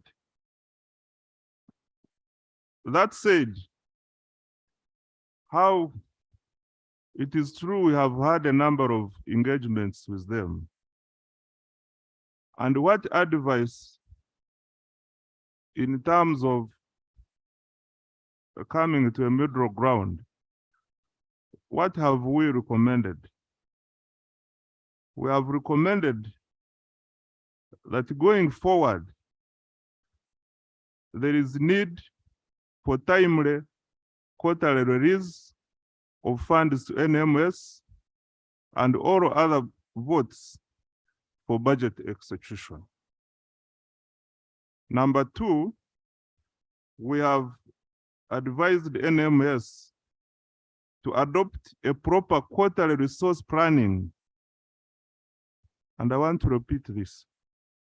We have advised NMS to adopt a quarterly resource planning and make use of the prepayments and advances functionality on IFMIS to promptly process supplies, and other payments. I'm sure the accountants will agree with me here. And number three, we have recommended to NMS to use the contracting frameworks that ease medicines transportation, e.g. adopt the use of framework contracts. This would enable the timely delivery of much needed medical supplies to the health facilities. Mr. Speaker, I beg to submit. Thank you, colleagues. Now, colleagues, let's fast forward the fire. Let's first put down our guns. Because you see, this is a matter, it's a matter which shouldn't have come here. This is the matter for the executive to handle. Now, if two ministries don't agree, this should have gone to the Prime Minister. Then if there is a disagreement, it's when we come in. But the problem is one, that all your disagreements are leading to people dying. Whereas you are disagreeing, talking about your systems, talking about what can be taken advantage of, people are dying. These are essential medicines. People are dying, and people don't know about any of these systems. And the people who are dying are not dying, Honorable Ministers, the people who are dying because you're denying them essential medicines out of their taxes. Not out of money they are saying donated to us, but out of their taxes. Now, colleagues, I know where this debate can lead us. If I opened up, please.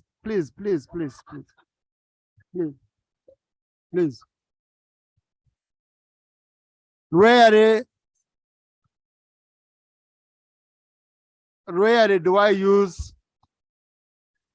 I think I've never used the language of directing, but I hereby direct that the Prime Minister holds an urgent meeting between Minister of Health and Minister of Finance and report back to this house tomorrow. Otherwise, I know if we debate, I know where we are going to go. Tomorrow, this is going to be one of the, please allow me on this one. I request you allow me to, because I know where we are going. The moment I open up, please, the moment I open up, I know where we are going. Tomorrow at 2, I need a report from the Prime Minister on what you've agreed, and that report I will allow a short debate. Okay. Next statement. Item 3.2, statement on the high cost of third-line ARVs. Honorable Minister.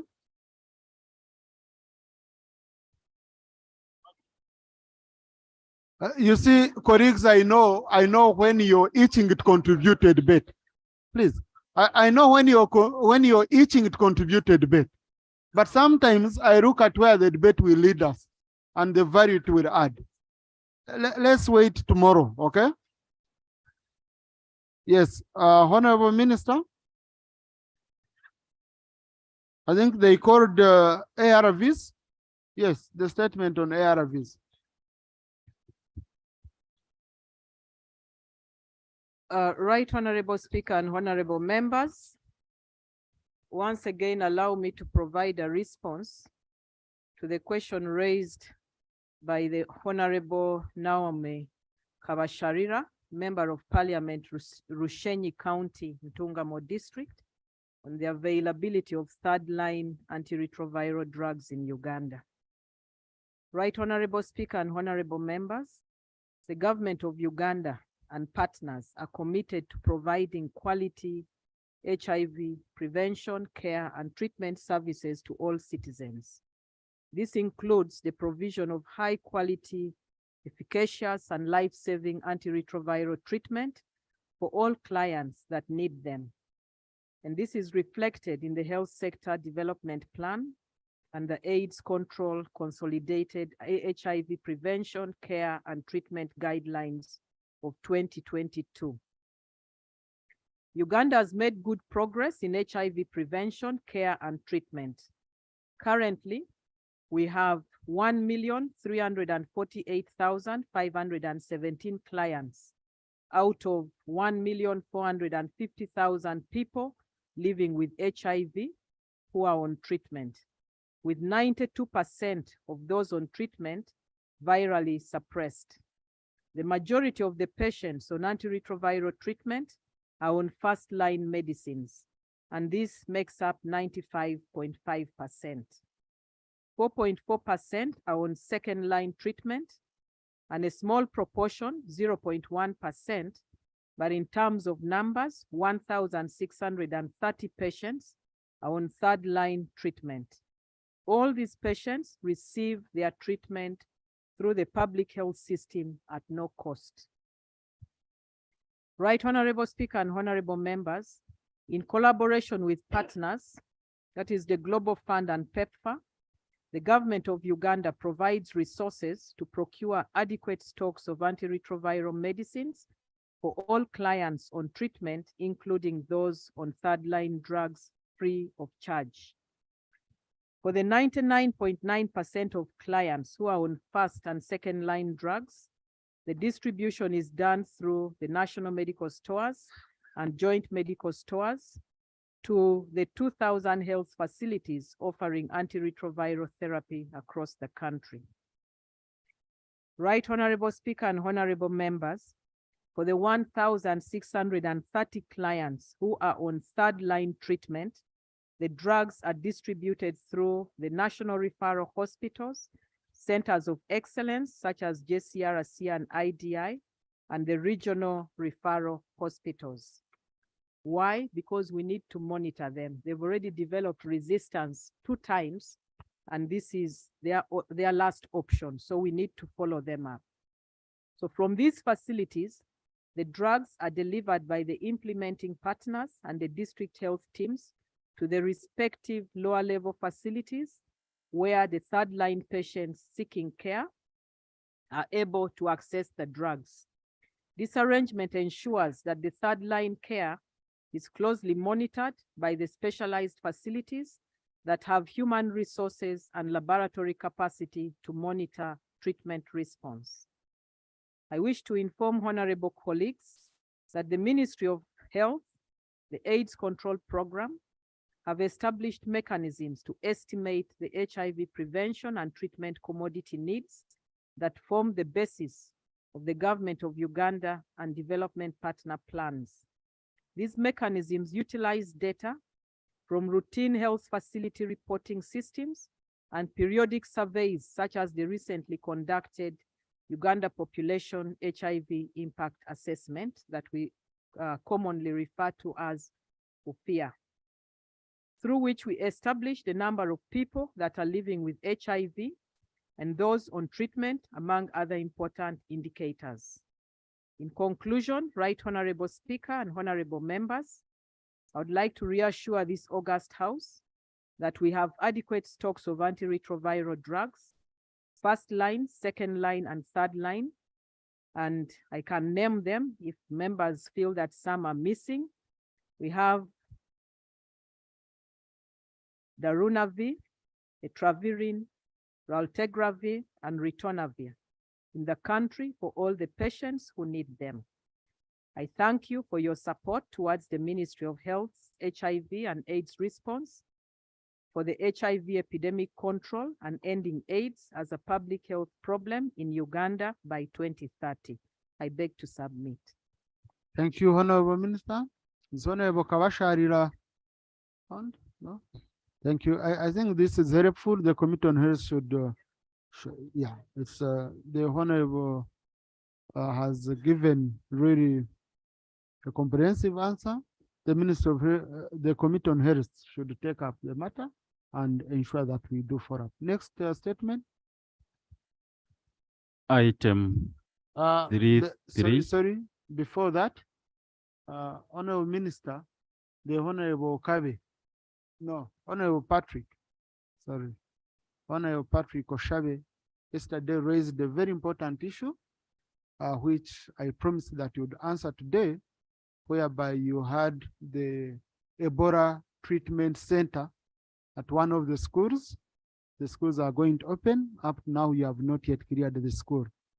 So kindly can you, we wanted to know when are you clearing the school so that students can report that school, since you declared Uganda Ebola free.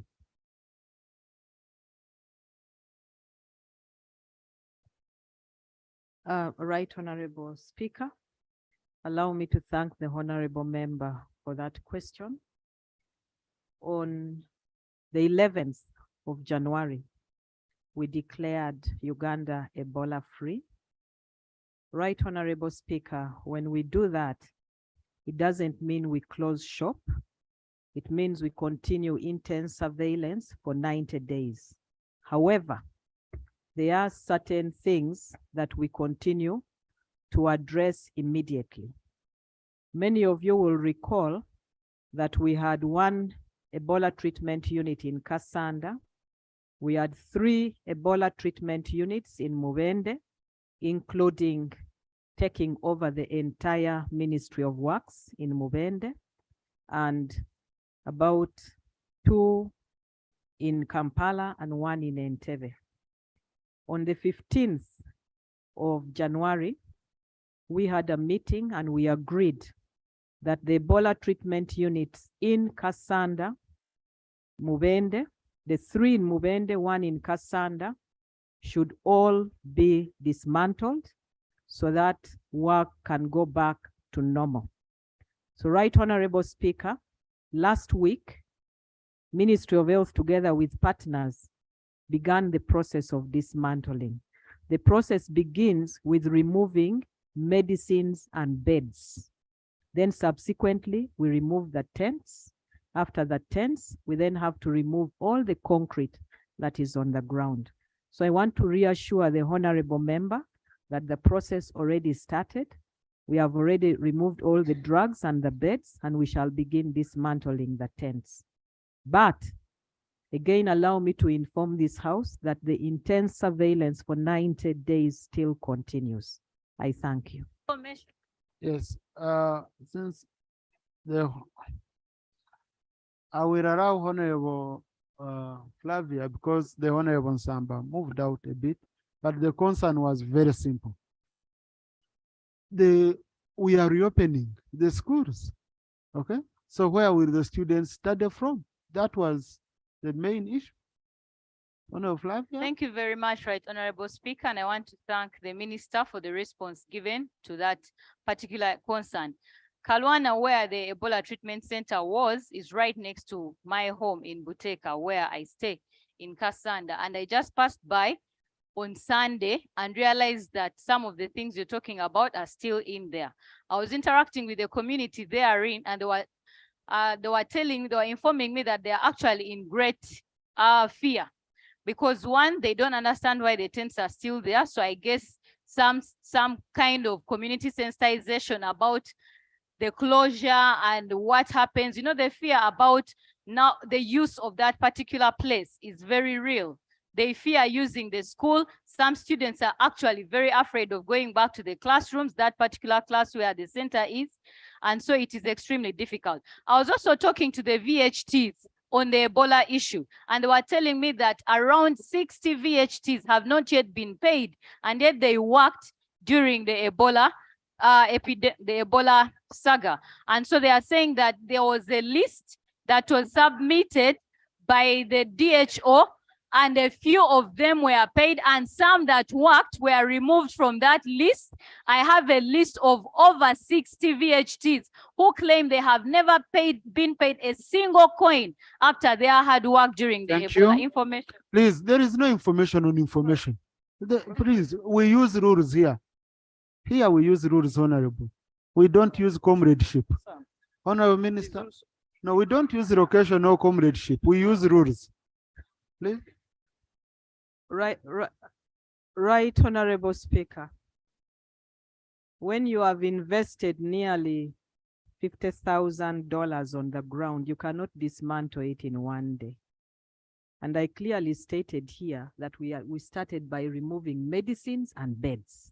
Those tents will go and the concrete will go. We are dismantling. We have 4 centers to dismantle. We request for patience. Number 2, Right Honorable Speaker, when we installed the Ebola tents in that school, which I personally visited because I asked the church to give us that ground after the entire district had failed to give us ground, we interacted with the school administration. We interacted with the pupils, myself, and they know why we put the tent there. In addition, they have benefited from an underground water pump and water for the school. The school is happy with electricity at the school.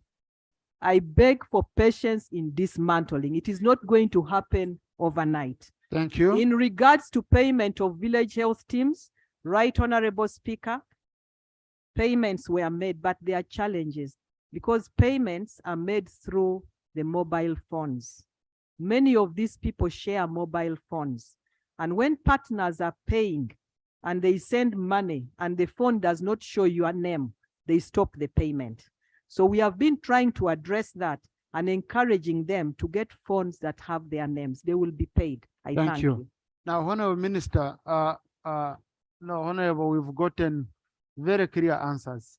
Sorry, the answers were very, very clear.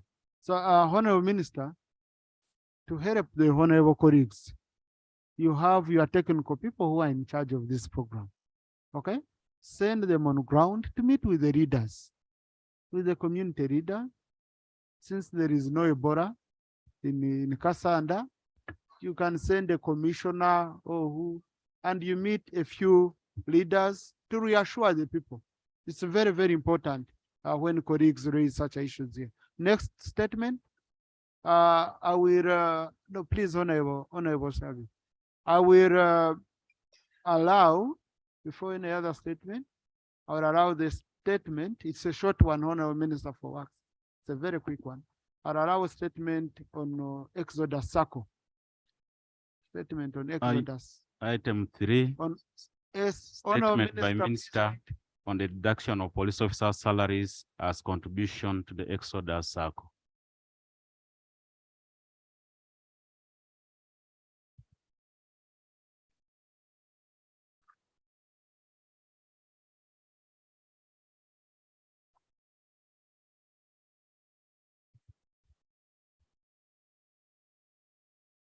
Right Honorable Speaker, honorable members, I beg to lay before I go into the statement documents necessary for my presentation, namely the audited financial statements for 2021, 2020, 2021, 2022 is not yet concluded. Audit is ongoing. Number 2, the savings credit manual for the police circle. Number 3, the records of savings withdrawals to the tune of 86 billion. I beg to lay.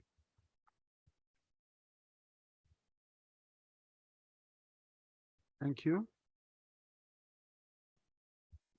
Right Honorable Speaker, honorable members, this is a statement regarding the matter raised by the Honorable Macho concerning what he said was 50% deduction of police salaries as contribution to Exodus Circle, and also alleged challenge to access members' savings. I want to report as follows. At the 8th sitting of the annual general meeting of Exodus Cooperative Savings and Credit Society Limited, held on 31st day, March 2021 at Naguru, resolutions were made, including the following. 1, that the minimum monthly savings deductions for the other ranks, those are the ranks which are not officers, be at Uganda shilling 30,000 and 50,000 for senior officers. This translates into the following percentages per rank category. 1, police constable to sergeant category, Uganda shillings 30,000, and that in percentage terms is 5% for sergeant, 5% corporal, police constable and probation police constable 6%, and SPCs 7%. 2, AIP to IGP category 50,000. In percentage terms, AIGP has a salary of 2.369300, and the deduction of 50 makes it 2%. Senior Commissioner of Police 2%, Commissioner of Police 2%, Assistant Commissioner of Police 2%, Senior Superintendent of Police 3%, Superintendent of Police 5%, ASP 6%, Inspector of Police 7%, and Assistant Inspector of Police 8%. I want to note here, before proceeding, Right Honourable Speaker, that the percentages of contribution are therefore not 50% as reported by the Honorable Macho. The best savers, this was the second resolution of the AGM, in the categories of constables, NCOs, inspectors, and senior officers were recognized and awarded during the AGM. 3, the members' savings interest of 3% per annum was approved as budgeted in the financial year. 4, savings withdrawal was regulated by the board to improve the liquidity position of the circle, with only 2 withdrawals allowed in a year. 5, the allied CPA audit firm was approved as the society's external auditors for financial year ending 31st December 2021. 6, the 9 policy manuals as presented in the AGM magazine were approved, including the one I laid on table. 7, the board requested Uganda Police Management to prioritize payment of the society's debts. 8, the delegates to champion public relations of the circle in their respective units. 9, that the board carries out continuous sensitization and recruitment of circle members across the country.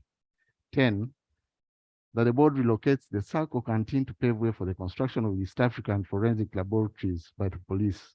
11, that dividends be given to shareholders as proposed by the board. 12, that the board acquires a new accounting system software to solve the current reporting challenges. And 13, and the last one, that the board reviews the circle bylaws and comes up with proposed amendments for consideration by special general meeting. I want to conclude, Honorable Speaker and honorable members, that the Exodus Circle is a member financed circle through voluntary monthly contribution. There's no conscription of membership. The amount of contributions and other governance matters of the circle are the remit of the annual general meeting, the membership and selection of which is member determined. I also want the House to note that the percentage of contribution, as the tables show, relative to salary is higher in the lower ranks compared to the higher ranks who have higher salaries and ideally in percentage terms could contribute higher. This is a matter the AGM could consider and discuss in the next AGM. That said, however, the contributed money remains members' money, members' savings, whichever way you look at it. And the SACCO needs to ensure further mobilization of members to inculcate the virtues of saving as opposed to living by the day, whatever their savings, their earnings. This, in addition, of course, to sound management of the SACCO. I beg to submit, Right Honorable Speaker and honorable members. Thank you. I'll pick a few people on this, starting with Honorable Macho, so that we go to the next slide. Honorable Macho, Honorable Isaac, Honorable Lanya, Honorable Sarah, and Honorable Guzuri, and Honorable Repair, and that's all. 2 minutes each. Mr. Speaker, sir, I really want to thank the meeting for giving me or giving Ugandans or policemen and women in this country answers, but first of all, without giving me a copy and giving Parliament of Uganda a copy, because this was a question for Parliament of Uganda. Therefore, Mr. Speaker, I'm submitting concerning a question and an answer given by the minister, but without a copy. And I really pray that through your guidance and directive, I get a copy of what the minister has submitted. The statement is uploaded. It is not, Mr. Speaker, Clerk, I hope, as per now. It is not as per now. Clerk, I hope you have sent on our emails, because you have our emailing list. Please, colleagues, we have iPads. Please, Clerk, ensure we do have, if possible, you can put it, General, can you put it on our WhatsApp group? Because you are our member, put it on our official WhatsApp group. Yeah.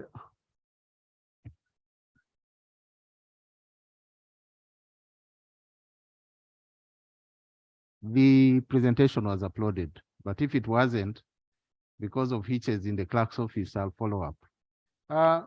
Kindly sit closer to the chief whip, then you'll be able to post on our WhatsApp groups, the official, for ease of reference.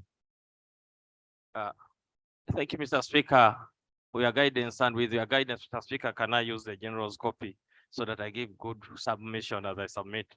Mr. Speaker, sir, General has submitted a written document or a statement which is not very practical at all. First of all, the minister said that recruitment of members in Exodus SACCO is voluntary. Mr. Speaker and my colleagues, this is not true at all. Exodus got members as a result that when the police constables, after their qualification, were opening up accounts, the condition that was given, number one, was that you must join the SACCO, whether you want or not. And as the Kiswahili say, that order ya jeshi ni moja. And as per that, Mr. Speaker, most police force officers, the men of the Uganda police force who are members of Exodus, are there as slaves. When Exodus will request members to leave voluntarily, they might remain only 4 or 5 who are beneficiaries. Mr. Speaker, sir, and my colleagues, as you see that the percentage of saving from officers of the lower rank is more higher than the higher rank, because even the senior officers, you know, there is a problem with Exodus. That is why through their influence and through the AGM, which few people sit, because they don't invite all the members, they make sure that that officers of the lower rank are deducted more money than the senior officers. And you know the procedure of the police, there is no channel of complaint on that matter. Mr. Speaker, sir, as you heard the statement from the minister, he says that members are supposed to withdraw money twice a year. And the reason the minister gave is that because the SACCO is trying to face a liquidation, which means the members are suffering as a result of their money. Here, Mr. Speaker, that the members, that Exodus SACCO should copy from Wazalendo, which has won awards in Africa and the world over. Mr. Speaker, as I finish, because I want my colleagues to give a statement on this matter, It is very easy to go to heaven than getting money from Exodus Circle. Right now, Speaker, the police officers are taking their children to schools, but it is very difficult for the police officers to withdraw money for school tuition or for fees for their children. Thank you, Honorable Let's Macho. agree that the minister, there is a problem. Let's not cover our heads under the sun. Exodus must solve the problem of the police officers and allow voluntary for police people to leave that circle so that people can. Mr. Speaker, lastly, that's actually the forceful retirement saving. I have a copy. I can lend my phone. The clerk, I will get it from here and submit. Thank you, Honorable Macho. Now, colleagues, Honorable Macho, Honorable Macho has given himself more time, and I have exempted him. I've kept quiet because a person who has ever attempted to go to heaven, and you know the route you take. So I feared that I might stop him and the attempts to go to heaven. So I request you have to respect time, the rest. Don't attempt to go to heaven. Oh, it was Isaac next, then Honorable Sarah. Thank you. Thank you, Mr. Speaker. Isaac Otimgio, Pajere County. Mr. Speaker, I would like to agree with Honorable Macho on some of the statements he has laid on the floor today. Over the weekend, I attended a fundraising function in one of my constituencies in Pajere. Oh, sorry, in my constituency. Please don't be afraid. I'm not coming to campaign in your constituency. In my constituency in Pajere County. And I was actually approached by one of the policemen. And the policeman actually seemed very sad. And his main issue was only one, the same issue. Imagine I was in Navy and the policeman approached me and told me, please, you are a member of parliament in the House. We do not have representatives in the House like UPDF, so we have to rely on you. Could you please raise the issue of the Exodus Circle? It has become compulsory now. On top of compulsory deductions on pension, we have now the compulsory deduction on circles. This was from a police officer. And on top of that, from his own wording, they are not allowed actually to withdraw money on it. According to him, only the top officers are the ones actually benefiting from that circle. They are the ones actually borrowing from that circle. The political commissioner of the during their circle meeting last time I was watching on the television actually promised that they were going to go for a countrywide sensitization to the policemen. But it seems like the message has not reached. And most of these policemen are not aware of how these circles are actually operating and how they can actually access their money. So I would suggest that if Honorable colleagues and Honorable Minister, whatever explanation you give, there is a problem with Exodus Circle. One officer sent me messages. There is one who said, we don't have a general assembly, we have a general parade. That is like a parade, you can't question anything. You cannot question anything, it's a parade in orders. You know, in the General Assembly, they even fear talk. But then the question is, how come we've never had an issue of Wazalendo here? And they are all forces. How come?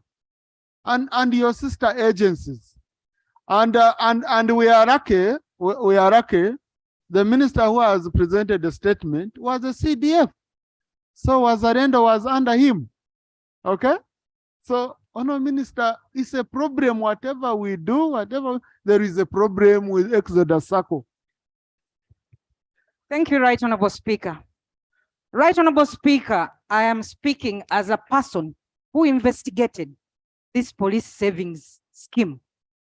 Before it was called Exodus, Right Honorable Speaker, it was called Police Savings, I think, and cooperative scheme.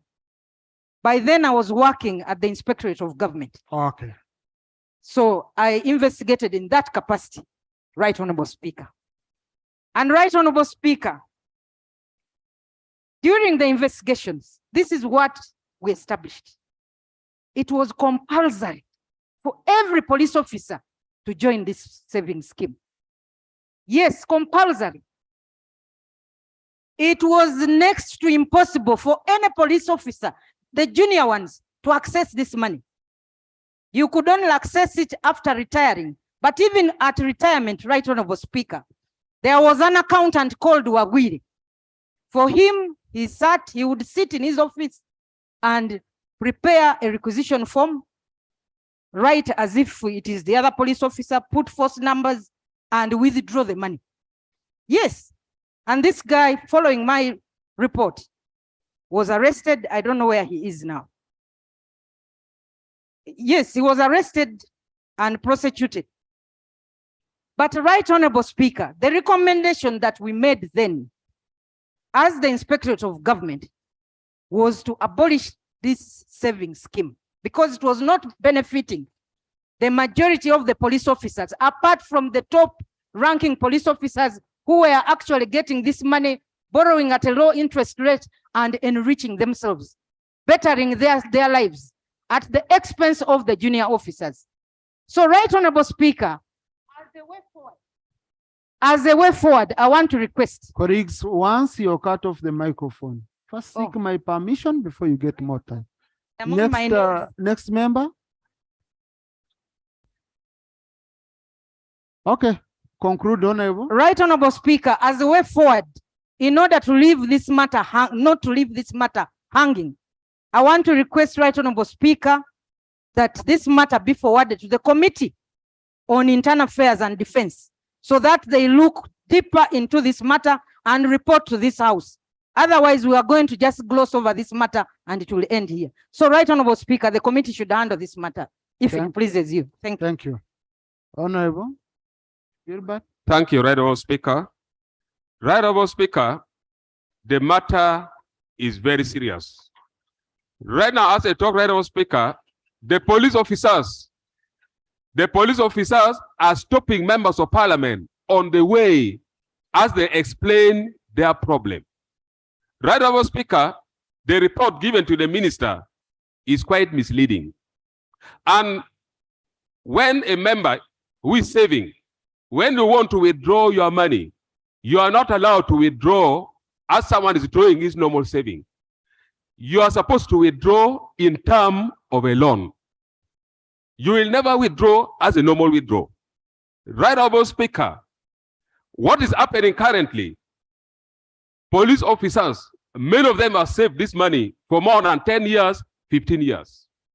And they were directed forcefully that 50% of their saving shall be taken as their retirement package. Now we ask ourselves, when is that police officer going to retire? What about if anything happens on the way before he retired? Right Honorable Speaker, there's a problem. And you should know that handling somebody who is having a gun is quite dangerous. One of the police officers told me on the way, when he was almost shedding tears, he was saying one day, one time, he would move to the office and kill everyone in that office. They are quite annoyed, Right Honorable Speaker. Let the minister not bury his head on the sand. Right Honorable Speaker, I propose to take this matter seriously. To take this matter seriously, Right Honorable Speaker, you set the ad hoc committee. You know, these people are ever appearing before the committee and they take the... Conclude, Honorable colleague, but can you give us the name of that officer? Right Honorable Speaker, you know, I need to protect him. But let the minister and the police officer behave well. Right Honorable Speaker, I was saying, if possible, you need to set the ad hoc committee. Let the committee investigate. Let the committee investigate this particular circle of the police. The police officers are fond of coming before the committee and they take the committee for granted. And I know the committee may not do as expected. Let the ad hoc committee be put and thorough investigation be done on these circles Thank the you. police. I beg to move. Honorable Repe. Yeah, thank you very much, Right Honorable Speaker. Mine is to respond to the report by the minister. First of all, it didn't address the matters that were raised by the member. The member raised the issues that one, the savings have been raised to a certain amount of money. And then two, it is something that is taking place currently. What the Honorable Minister presented was the audit report for the year ended December 2021. So it fell short of what it should have addressed. What I'm requesting, Right Honorable Speaker, is let the minister go back and address the issues that were raised by the member. We want to establish whether actually there is forced reduction. And one thing the report admitted is there is forced or deliberate timed withdrawals twice only a year. Someone should have access to their savings, whether in form of borrowing or access anytime like we do in our circle. So, Right Honorable Speaker, I would like you to direct the minister to go back and address the issue and bring this matter back to this house earliest, latest Tuesday next week. Thank you very much. Thank you. Honorable Guzuli. No, I have already picked the members who are speaking on this matter, colleagues, and I announced them. So we are concluded. Honorable Guzuli. Mr. Speaker, arising from the minister's statement and listening to colleagues, we all agree the issue at hand has not been resolved. I'm aware SACCOs are under the Ministry of Trade. The registrar cooperatives is supposed to superintend over them. I'm also aware they are supposed to file annual returns, which must be examined and the activities regulated. So, because there's much more to be examined and looked into, I want to amend Honorable Sarah's request to you that we let the Committee of Trade examine this matter. Because if we send internal affairs, they may not be aligned so much on issues of SACCOs. There are a lot of things to dig into how these people operate. Secondly, I have people in my constituency, they have passed on, police officers. They have, their families have been attempting to be rejoined with the financial assets of those people. There are a lot of unclaimed financial assets sitting with this SACCO. These assets cannot be joined with the beneficial owners. And this is what somebody called here yesterday as fraud. So because there's much more to be examined, let this matter be addressed to the Committee of Trade, and more investigations are done. The minister cannot be able to resolve this matter alone. Thank you. Let us get a committee to dig into this issue so that we have a statement that works for the country and is able to guard all SACCOs and especially those. Thank you. Honorable colleagues, our committees do have capacity to handle matters within their dockets. And where they are lacking in terms of that capacity, we have enough technical staff, and they can call on other members, especially those with interest, to come in and support on most of these matters. So since the House sounds dissatisfied with the response by the minister, I'm referring it to the Committee on Internal Affairs. I'm referring, Honorable Minister, I wanted first or something? Yeah.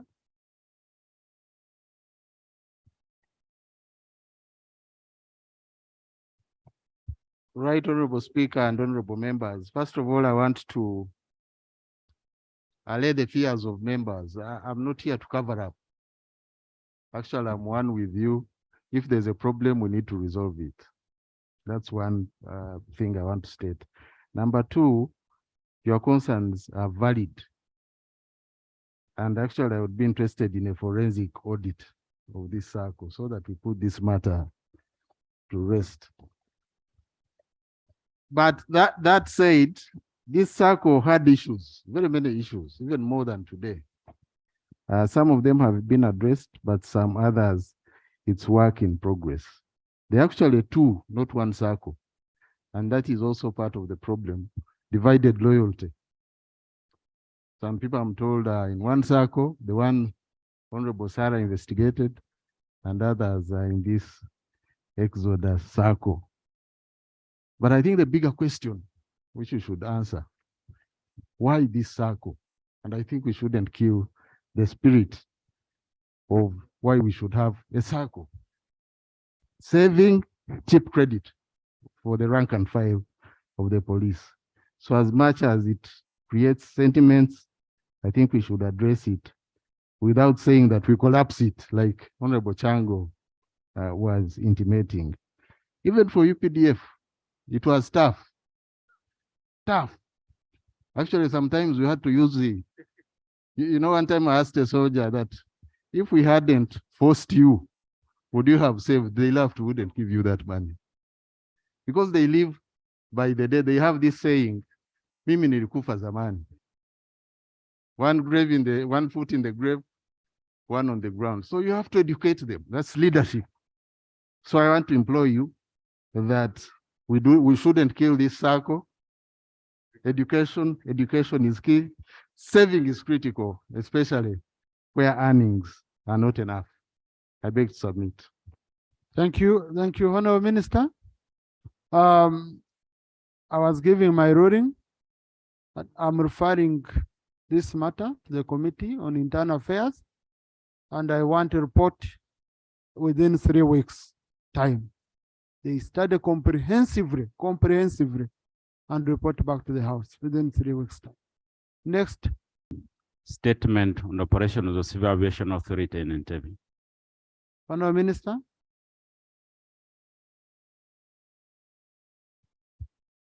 Thank you very much, Right Honorable Speaker. I hope that the statement has been uploaded on the member's iPad. Right Honorable Speaker, I'll start with an adage in my language in Uganda, but I'll not say it in Uganda because it may not be properly recorded. But the adage interpreted says, a fly which loves you is the one which falls on your wound. And it tells you there is a problem. Why that? Because what happened with the videos and the clips was a very big eye-opener. And I want to start off with that. Right Honorable Speaker and members, at the 6th sitting of the third meeting of the second session of the 11th Parliament of Uganda, held on Tuesday, 24th January, 2023, in your communication on the media reports highlighting complaints about alleged corruption and bribery at Entebbe International Airport, Right Honorable Speaker, you guided that the Minister of Works and Transport and the Minister of Internal Affairs should present a joint statement to the House on allegations and the measures put in place to address the matter. Right Honorable Speaker, you guided that my ministry and Internal Affairs present this joint statement together. Both ministries noted with concern videos that have been making rounds on several social media platforms since the 18th of January 2023 regarding the allegations of extortion of passengers by some staff at Entebbe International Airport that have attracted the attention of management of all agencies at the airport. As the ministry, both of us, we are very thankful to those vibrant Ugandans who came up with those videos and were able to send them on the social media. I would like to report as follows. Uganda Civil Aviation Authority manages Entebbe International Airport in conjunction with more than 10 other public and private agencies. And the list is this long. Immigration, URA, Customs, Minister of Gender, Labor and Social Development, Minister of Health, Yellow Fever Agency, security agencies, including Aviation Police, ESO, ISO, SMI, SFC, Interpol, UPDAF, Uganda People Defense Air Force, and UPDF, among others. Airlines, ground handlers, that's NAS and DAS, cleaning services, Ministry of Agriculture, Animal Industry and Fisheries, and Uganda Wildlife Authority. There's an adage which says, too many cooks spoil the broth. And I think that's what happened. As a result, a joint security meeting was held on the 19th of January, 2023, to analyze the situation, and the following were discussed. One, harmonization of operations for the different stakeholders, especially at departures, because this is where the biggest vice was highly promoted. This will provide an organized and synchronized facilitation process for travelers by reducing duplication of roles, multiple checks or desks before a passenger accesses the check-in counters. The withdrawal of travel documents. The Labor Desk and Aviation Police have been withdrawing travel documents and passports from clients without following proper procedures, which include but not limited to issuing of a withdrawal slip as a result. And as a result, several passports are still in their custody. Use of mobile phones. This was identified as a means of communication used to link the criminal networks involved in the smuggling, human trafficking, and other vices related to the organized crimes and extortions. Offloading of passengers beyond the immigration checkpoint. This was found unnecessary, and especially while already on board. Sensitization of clients about the airport clearance procedures. This was found to be wanting because some of the stakeholders don't even know what is required and what is prohibited while traveling through the airport. There is also need to retrain stakeholders about airport clearance procedures. As a way forward, the joint security meeting resolved as follows.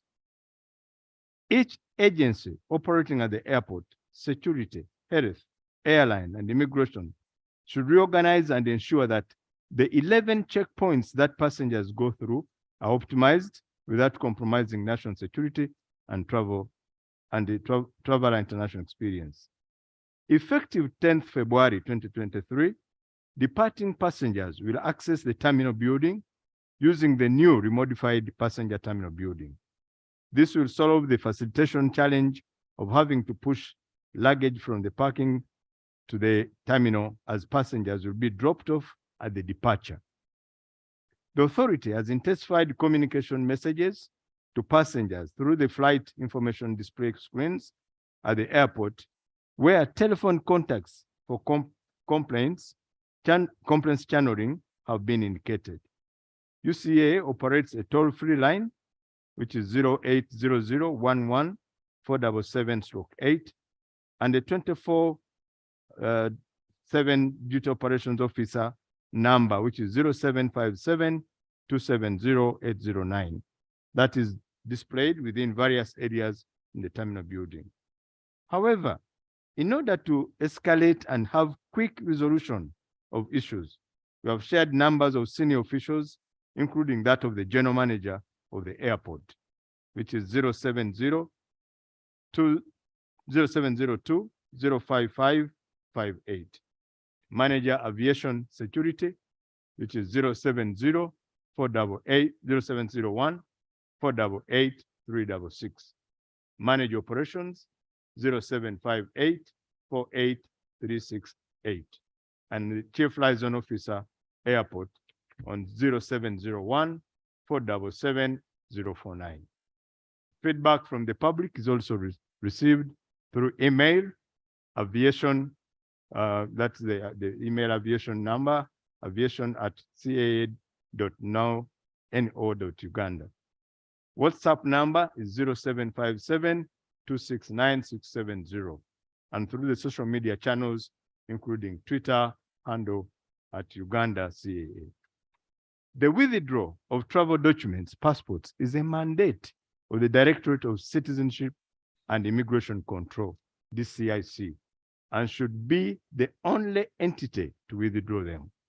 This is in accordance with Section 47 of the Uganda Citizenship and Immigration Act, which gives the National Citizenship and Immigration Board the power to withdraw or temporarily seize a travel document or passport from any citizen. All travel documents and passports in the custody of other agencies at Entebbe International Airport should be officially handed over to the DCIC. Indeed, on 25th January 2023, 192 passports, which were in the hands of aviation police, were handed over to the DCIC for further management. The use of personal mobile phones is banned during actual work time or in regular active working area. It is only the supervisors that are exempted.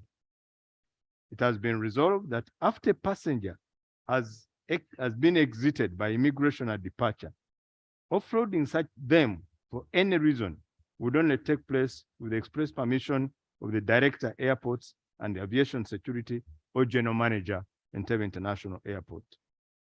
Intensifying usage of airport display screens and announcement boards with messages on flight information at the airport, alerting, reminding passengers not to be compelled to pay any money to anyone in exchange of a favor at the airport. A joint investigation team was set up to ensure that all cases and complaints are well investigated for appropriate action. Actually, even the investigation team from President's office has taken up this matter. All uniformed staff operating at the airport shall have their names embroidered on the uniforms with immediate effect. Continuous customer service training for all stakeholders will continue. Transfer of all staff that have overstayed at the airport. Some of them have been there for more than 15 years. The labor desk has been removed from Entebbe International Airport. Engagement meetings were held with the various agencies that serve at Entebbe International Airport to harmonize operations of the different stakeholders on departure, with a view of ensuring that some functions are merged and handled more efficiently by fewer agencies to avoid duplication and multiple checks and desks. The 12 checkpoints that a passenger was going through on entry to the 12 checkpoints that a passenger goes through on entry to the airport have been, the points have been reduced to 12. That's what I want to mean. From the long list which we had, so we have only reduced now. So maybe you will verify, Honorable Minister. I will. Because you are saying the 12 have been reduced to Yes. 12. So you can verify later when we are debating. Yeah. Appreciate your right, Honorable Speaker. Those are the 12 out there. The new harmonized checkpoints are as follows. The checkpoints which were there were a roadblock checkpoint, staff car park checkpoint, VIP access checkpoint, WUA and Avipo K9 checkpoint, entrance to the tent checkpoint, external employment help desk checkpoint, yellow fever verification, port health check for COVID-19 vaccination PCR extra, hold baggage checkpoint, document verification, check-in counters, immigration. The new harmonized checkpoints are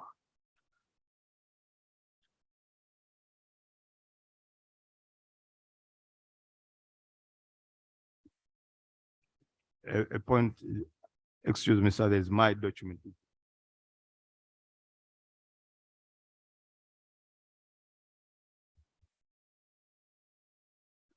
You have reduced, Okay. you have reduced from 12 to 5. They have been reduced to that number, which is, you have now the roadblock, which is a must, because that's the entry to the airport. You must be checked at that entry.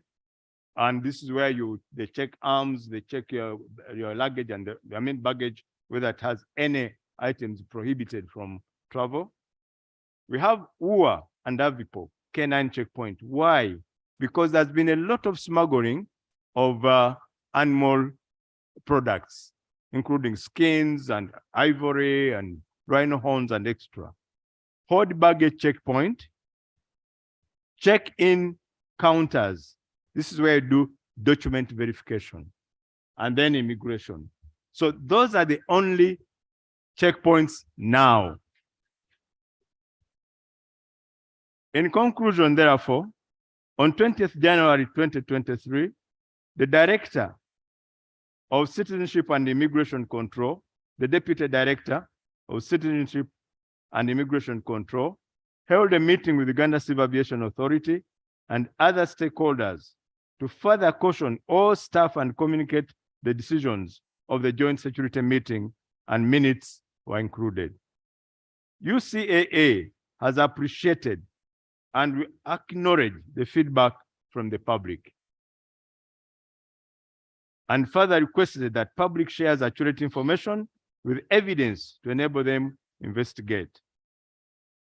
As stakeholders, the two ministries will constantly review the performance of these measures in order to restore confidence, and shall continue to condemn any acts contrary to our service standards that are aimed at tarnishing the image of the country, institution, and government. Right, Honorable Speaker, allow me to just read the responses from some of the responses from the public with the measures. One of them came from somebody called Charles Johnson Mwesigwa. He said, "This has been the smoothest ever passing through Entebbe Airport. Whoever cleaned the crooks did a good job." Another one, anonymous, said, meanwhile, guys, I don't know when this change happened, but Entebbe Airport was such a vibe today. Like things were so orderly, I was scared. It was like, are we in Uganda or outside the country right now? So, the same. Colleagues, let's listen Right, to the Honorable Minister Speaker. as he concludes. Right, Honorable Speaker. Right, Honorable Speaker. The same platform which alerted us of this is the same platform communicating back. Honorable members, Right Honorable Speaker and honorable members, attached for your perusal are two documents: travel guidelines for departing passengers through Entebbe International Airport, and a list of cases of extortion at Entebbe International Airport and the action taken against these culprits. But these are going to be subjected for further investigation, and where the cases will be proved, they'll be prosecuted. We have a total of 26 of them who are, the list is also attached. Right, Honorable Speaker, I beg to submit. Thank you. Honorable Minister, your statement, there are some corrections on record we need to make. The numbers you gave us for the general manager of Entebbe International Airport, you gave us 9 figures instead of 10. It's incomplete. And then the one for managed operations is also incomplete. If you could get the numbers, you could get the numbers properly, then I'll give you a chance to again read them here. They are incomplete. Okay. Colleagues, I'm just going to allow a few of you. So no, we have just received a statement. Let members first debate a little. Let me start with the shadow minister. Thank you very much, Right Honorable Speaker. I want to thank the Minister for bringing this statement to Parliament. From the onset, Mr. Speaker and honorable members, Entebbe International Airport is the face of our country, the face of Uganda. So we are all concerned about the fracas that happened, and equally we are all embarrassed by what we saw on the social media. But that points to the fact that the people who are supposed to do their work to supervise and manage Entebbe have been sleeping on their job. So what has not come clearly from the minister's statement is the action they have taken on people who had the responsibility to ensure that Entebbe is properly managed. If the same group of people are still going to manage Entebbe, we really don't think what you have laid down will improve. Secondly, in your statement, you say you are transferring people who have been implicated, that you are transferring people who are responsible for this message. This is one of the weaknesses that we have in this country, that even where on the face of it, you have got people red-handed, people are doing things against public policy, people have messed up institutions, all you can do is to transfer them, and then you leave them to go scot-free. I think at this stage, we would appreciate if you had listed to us the number of people who have either been suspended pending investigations or interdicted pending investigations, with the positions that they were holding at the time, so that we can then get satisfied. Thirdly, Mr. Speaker, this is a policy matter. Entebbe Airport is still under Uganda Civil Aviation Authority. In other countries, the best practice has always been to separate, to have the Civil Aviation Authority of the country deal with the regulations, and also to have an airports authority, a separate body to deal with the issues of managing the airport. So if the minister feels that this is something that is helpful, then I think we should look into that. I know that government has been talking about rationalizing entities, but this is, you cannot have the entity which is all managing itself, supervising itself, regulating itself. This is where the problem is. So I advise that government looks into that extensively. Thank you very much. Honorable Chimosho. Thank you, Right Honorable Speaker. Right Honorable Speaker and members, listening to Honorable Minister, I feel that he was reading this statement in pain, given his outstanding record of being a clean person, but at this time, unfortunately, presiding over, I don't want to use the word, no, but presiding over a very severely corrupt institution. Right Honorable Speaker, I agree with the action taken so far, but this is not a one-day activity, Right Honorable Speaker. What we saw was just a symptom. Right Honorable Speaker, 26 people to be stealing at the same time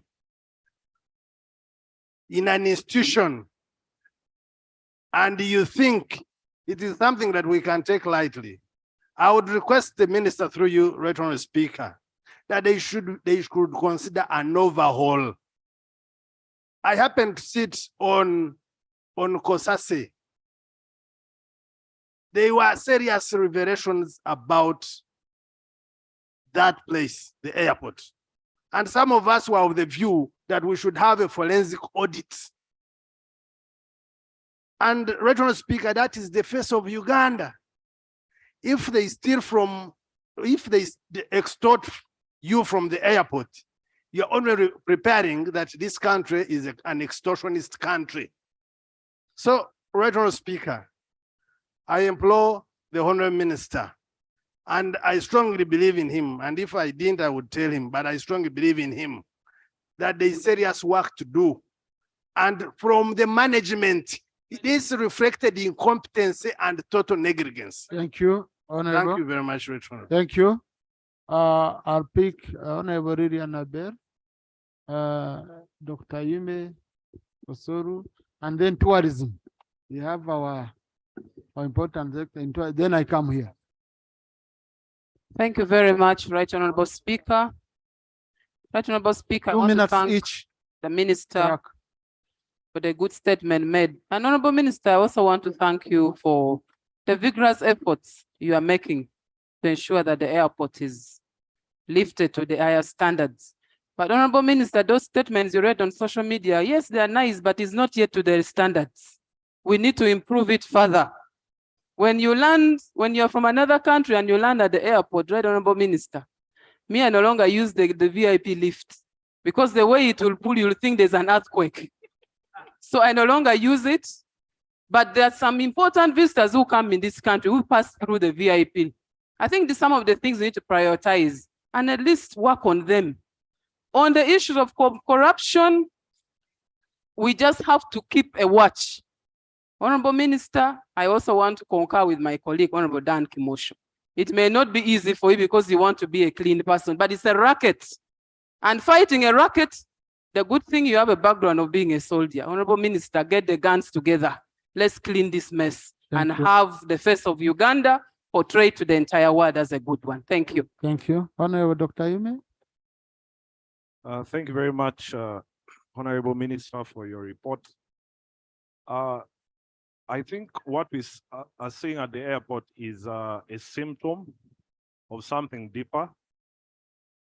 This country is plagued with a lot of drug abuse, and the statistics in Butavika can allude to that.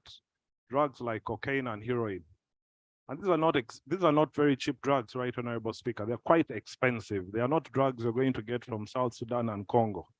Most likely they come through the airport.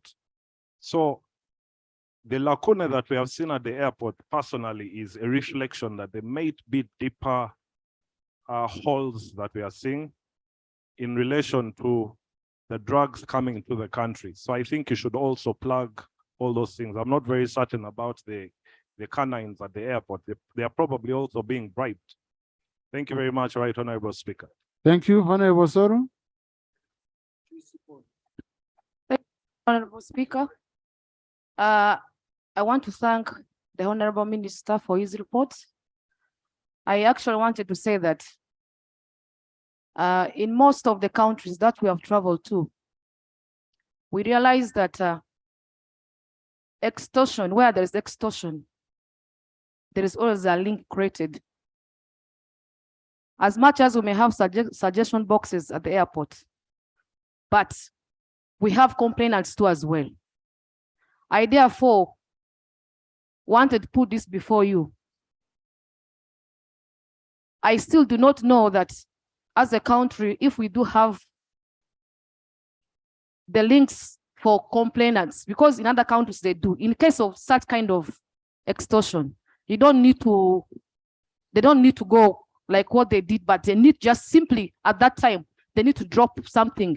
Immediately the matter is addressed. And then secondly, Honorable Minister, our Ugandans, as much as you have addressed the issue, our Ugandans, some of the sections of Ugandans are complaining that it's actually much more easier to travel via Nairobi than Uganda, than in Entebbe National Airport, because of the complications at our own airport, and they find it clearly easier to move as much as they are financially stressed.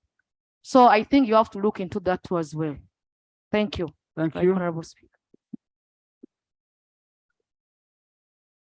Thank you, Right Honorable Speaker. And I would like also to thank the Honorable Minister for the statement. Whereas our country, we do not know very much how to manage information in regard to the public, which causes us issues. But the issues that came out in the social media, we are proud that they came and that the minister can really respond that way. It's just like 2 years ago, Civil Aviation Authority was transformed into Uganda Civil Aviation Authority, instead of separating it to have the Airport Authority and the Civil Aviation. In fact, this is a critical area that we must be looking at. Whereas we have this notion of rationalization, there are certain other critical areas that should really be put separate. You saw the minister aligning around 10 agencies working at one facility, and one agency with a multiplicity of other departments. This is a crisis already. In fact, if we don't address that one, we may not kill the vice that is at the airport currently. Because as you fight one, the other one emerges. So either by statutory instrument or regulation, we should come up with a way how we should manage issues at the airport. Because that shows that if every department has a head, how was this voice being multiplied without the heads of these institutions knowing at all? They should have known. So the issue. Honorable Ayotoni, then Honorable Serani.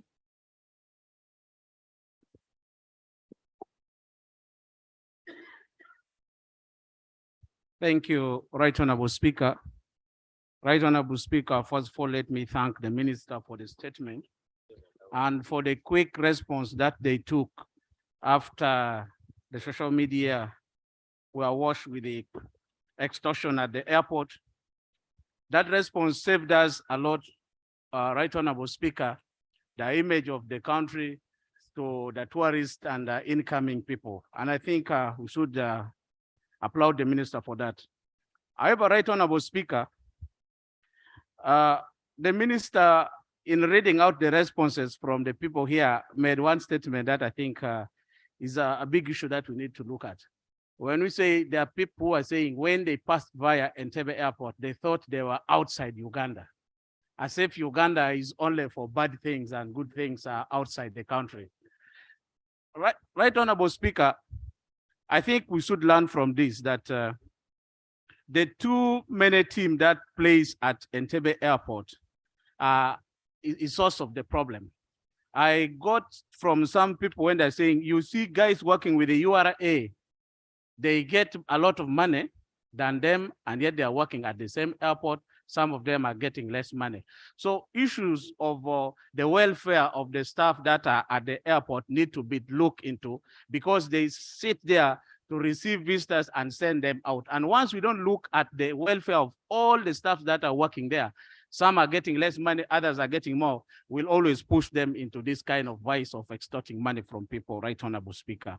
And Right Honorable Speaker, if you move at the checkpoint, you will be surprised that the police officers who are there will always stop you and ask for money. So I don't know if the Minister has also checked on that. Just the first entrance, they will ask for money to allow you go.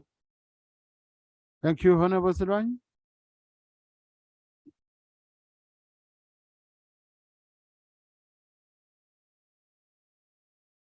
Thank you, Right Honorable Speaker. Right Honorable Speaker, I want to thank the Minister for the message, which was very clear. However, Right Honorable Speaker, I want to be specific.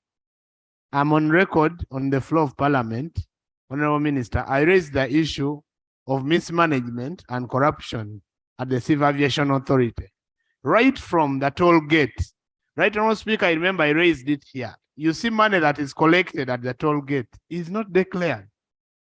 There is no accountability. Right Honorable Speaker, I have evidence to this. And Honorable Minister, if you want it, I will bring, because I raised it here in the previous session that we had. Money from the toll gate is not declared, is not clear. So there is corruption from the management, from the top management, Right Honorable Speaker. And Honorable Minister, I want you to take keen interest the way they manage the resources of the Civil Aviation Authority. I know you have capacity to do that, and I want you to take keen interest. Two, when you look at issues of payment of staff, the bulk payment for staff, you find this staff is working, or they are working at the same level, but they are paid differently. So staffs negotiate salaries differently. Find this one is paid higher than the other officer when they are doing the same job. This is happening at the Civil Aviation Authority. Therefore, Right Honorable Speaker, I request the Minister to take keen interest in the management, the top management of Civil Aviation Authority. I even raised the matter here that I was suggesting a forensic audit, Right Honorable Speaker, and I remember you ruled me out of order because the issue had just started. Right Honorable Speaker, I would seek your indulgence that you allow this to take place so that we sort out the matters of Civil Aviation Authority once and for all, because they. Thank you. Honorable colleagues, you've seen the progress made. You see, the forensic audits are also costly on government. Very, very costly. And really, I want us to know where we've ordered them, what has changed, because the same people got to implement. I think what is important is for us colleagues to use our authority under committees. We can carry out investigations at a level, up to a level, and then such forensic audits and what can come in if we believe the cases are still very extreme. But with such a progress, which members have appreciated, it would be self-defeating to again for us to hear that after applauding the progress, we have arranged or ordered a forensic audit. Honorable Mero, then Honorable Linus. Thank you very much, Right Honorable Speaker. Right Honorable Speaker, I want to thank the Minister for the report. However, as a former staff of Civil Aviation Authority, Right Honorable Speaker, there's a big problem at Entebbe International Airport. And unless we sort out to divide Entebbe International Airport from Civil Aviation Authority, we cannot solve anything. Civil Aviation Authority should be autonomous of the airport. Civil Aviation Authority does not want to detach itself from the airport because the airport raises a lot of revenue, which they want to control, and yet they do not pay the airport workers well. The airport workers work longer hours. And in the long hours they are working, they are not paid well. So the next thing is corruption. The people who are working on shift need to be paid overtime because they work longer hours. However, what happens there is that the people sitting in Civil Aviation Authority offices at the headquarters earn more salary than the people who are at the operations down. Then the worst bit about it is that the airport has been militarized. We know that we all need security, but unless we detach and not these security entities that are at the airport, what they are supposed to do, you find that the UPDF also want to handle the passport. The police also want to catch the passport. And in the process, they're asking for something. So we have aviation also security, which is actually trained, which knows what they are supposed to do. But you find that this so-called security. Honorable Linus, Honorable Mede was also staff. So Honorable Mede will be after Honorable Linus. Thank you, Right Honorable Speaker. I believe we have to secure lives of international travelers and domestic travelers as well. But my issue is with the first checkpoint. Is that when you reach at the checkpoint, they ask you if you're armed, and if you say you're not armed, then the policemen at the checkpoint ask for water. And it's very, very dangerous with this current situation of terrorism that we have. Yes, I've traveled, I travel. I'm very good at traveling. And those are the questions that they ask. And if you give them money, they let you through. They don't even search you. We don't need to deny this. That is what, yeah, of course you give when you're late. Yes. So, Right Honorable Speaker, through you, I request the Minister to take keen interest in this. Good enough, we also have the Minister of State for Internal Affairs. And I believe if they take keen interest in these security lapses, our airport will be more secure. And then finally, at the VIP departure lounge, we don't have urinals, and it's really disheartening. We don't have at the VIP departure.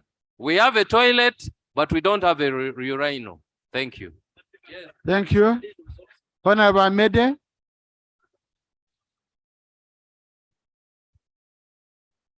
Thank you. Thank you, Honorable Speaker, and thank you, the Minister, for the statement. Honorable Minister, this recent incident is only a symptom of underlying issues precipitated by the inefficiency of the management at the airport. Like other speakers have said, there is need to streamline who does what at the airport. Too many people working at the airport. Airports are highly surveilled. Where are the cameras when all this is going out? The other issue connects to staff. The manner in which staff are recruited at the airport is demotivating. It has been captured by nepotism. Nepotism at recruitment, nepotism, tribalism at promotion, leaving many staff demoralized. We don't have to have a forensic audit. We have to use the audit that has already gone on. During Chogam, a lot of money was stolen at that airport. Recently, the Kosase report gave stark information about the mismanagement of the airport. What have you done? The same people who are managing the airport are the common denominators. Thank you. Yes, Dean of Independence, then Honorable Namuga, Goretti, and then Thank Dr. you very much, Right Honorable Speaker.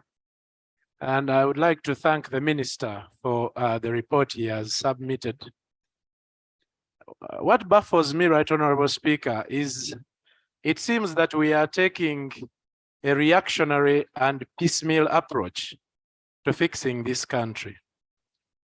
It is until citizens decry a situation or post a situation on social media, like the Minister was admitting, that he only realized the problems at the airport when concerned citizens started posting things on social media. I then wonder whether our ministers are not spending too much time on social media and missing what goes on in the departments. The dysfunctions, Right Honorable Speaker, are not unique to Entebbe International Airport. There are cries in almost every government entity and department in this country. When you hear what goes on in NIRA, when Ugandans are seeking to get national identification numbers, the molestation, the extortion in those departments, and it is until citizens will utter out a cry that will go viral, which also actually injures our national image internationally, that a minister will come here and react to that and then pull out a message or two. It's not only the airport, it is in NIRA, it is in the airport, it is in immigration, in internal affairs with passports. I think that we need an internal mechanism in government departments to be able to detect these evils. This with security. You. No, Honorable, you don't add your. Just 1 second, Right Honorable. No. You don't add yourself time, please. So, colleagues, you see, Honorable Minister, once you do good, Ugandans appreciate. If, for example, of recent, you have followed on social media to see reactions of Ugandans on issuance of driving permits, everyone is praising you. Everyone is praising you on driving permits. So once you do good, Ugandans appreciate. Honorable Namuga. Thank you, Right Honorable Speaker. And I want to thank the Minister for being genuine and sincere to this country. Right Honorable Speaker, every one of us realizes that whatever we are talking about comes at a cost. Ugandans have suffered, they've lost money, others have lost business. Who is held liable and accountable for whatever is happening? The Minister should explain to this country who is going to pay for these costs and the Ugandans who have suffered. So among the recommendations that you made, you also need to explain to us who is liable for the losses that have been made after all this has happened. True, Right Honorable Speaker.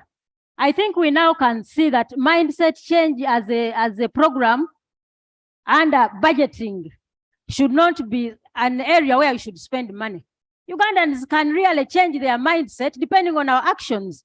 So, Right Honorable Speaker, for me, I think we rather divert that money to something that is more productive than sensitizing Ugandans on how to behave. So, Right Honorable Speaker, I pray that the money for mindset change is diverted to something that is meaningful than sensitizing Ugandans, because they are the ones now telling us what to do. So if we do it, there is no need of teaching them, Right Honorable Speaker. I beg to submit. Thank you. Honorable Cecil Ogwa.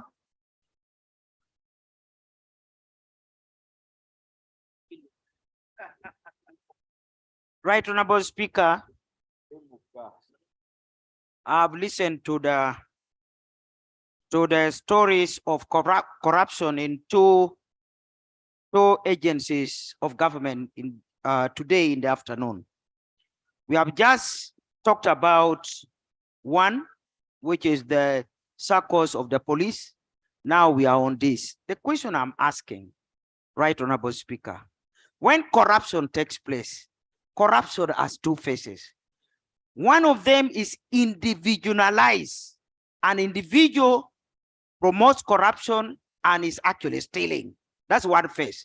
The other phase is corruption takes place when the system is weak, and that one you call institutionalized corruption. In other words, it is our way. If you don't cough money, you can't move, and everybody knows it. So what we have been suffering with, Right Honorable Speaker, you can come up with prescription on this one of the civil aviation or the police circles. But until you deal with the deep-rooted, institutionalized corruption in this country, we are just scratching. So that's one thing, Right Honorable Speaker, that I want to raise. Secondly, as the minister is battling with the solution, I'm asking the minister to take a serious look. Right Honorable Speaker, the minister is not listening. We had wanted you to lay on table actually the positive statements that people are giving, but the speaker is a good lobbyist, so saved you. But at least, but this one, I want you to listen. When you are talking about solution, I would like you to look at this. Conclude, Mama. Conclude. I want you to look at the structure of the top management. Who are the people driving the management of civil aviation? What is their professionalism? Where have they come from? What is the track record of their management? So the issue of corporate governance there, the issue of tribalism is there, the issue of nepotism is there. So, Right Honorable Speaker, I would want you to guide the ministry appropriately, and actually all of them, because all these things are the same. The symptoms are the same. I beg to submit. No, they've gotten the guidance from our elder. I don't need to repeat the guidance. Rob?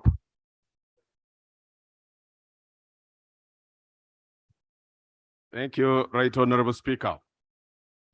I commence by appreciating and saluting the vigilant travelers, our citizens that have been circulating these videos, sharing them the world over.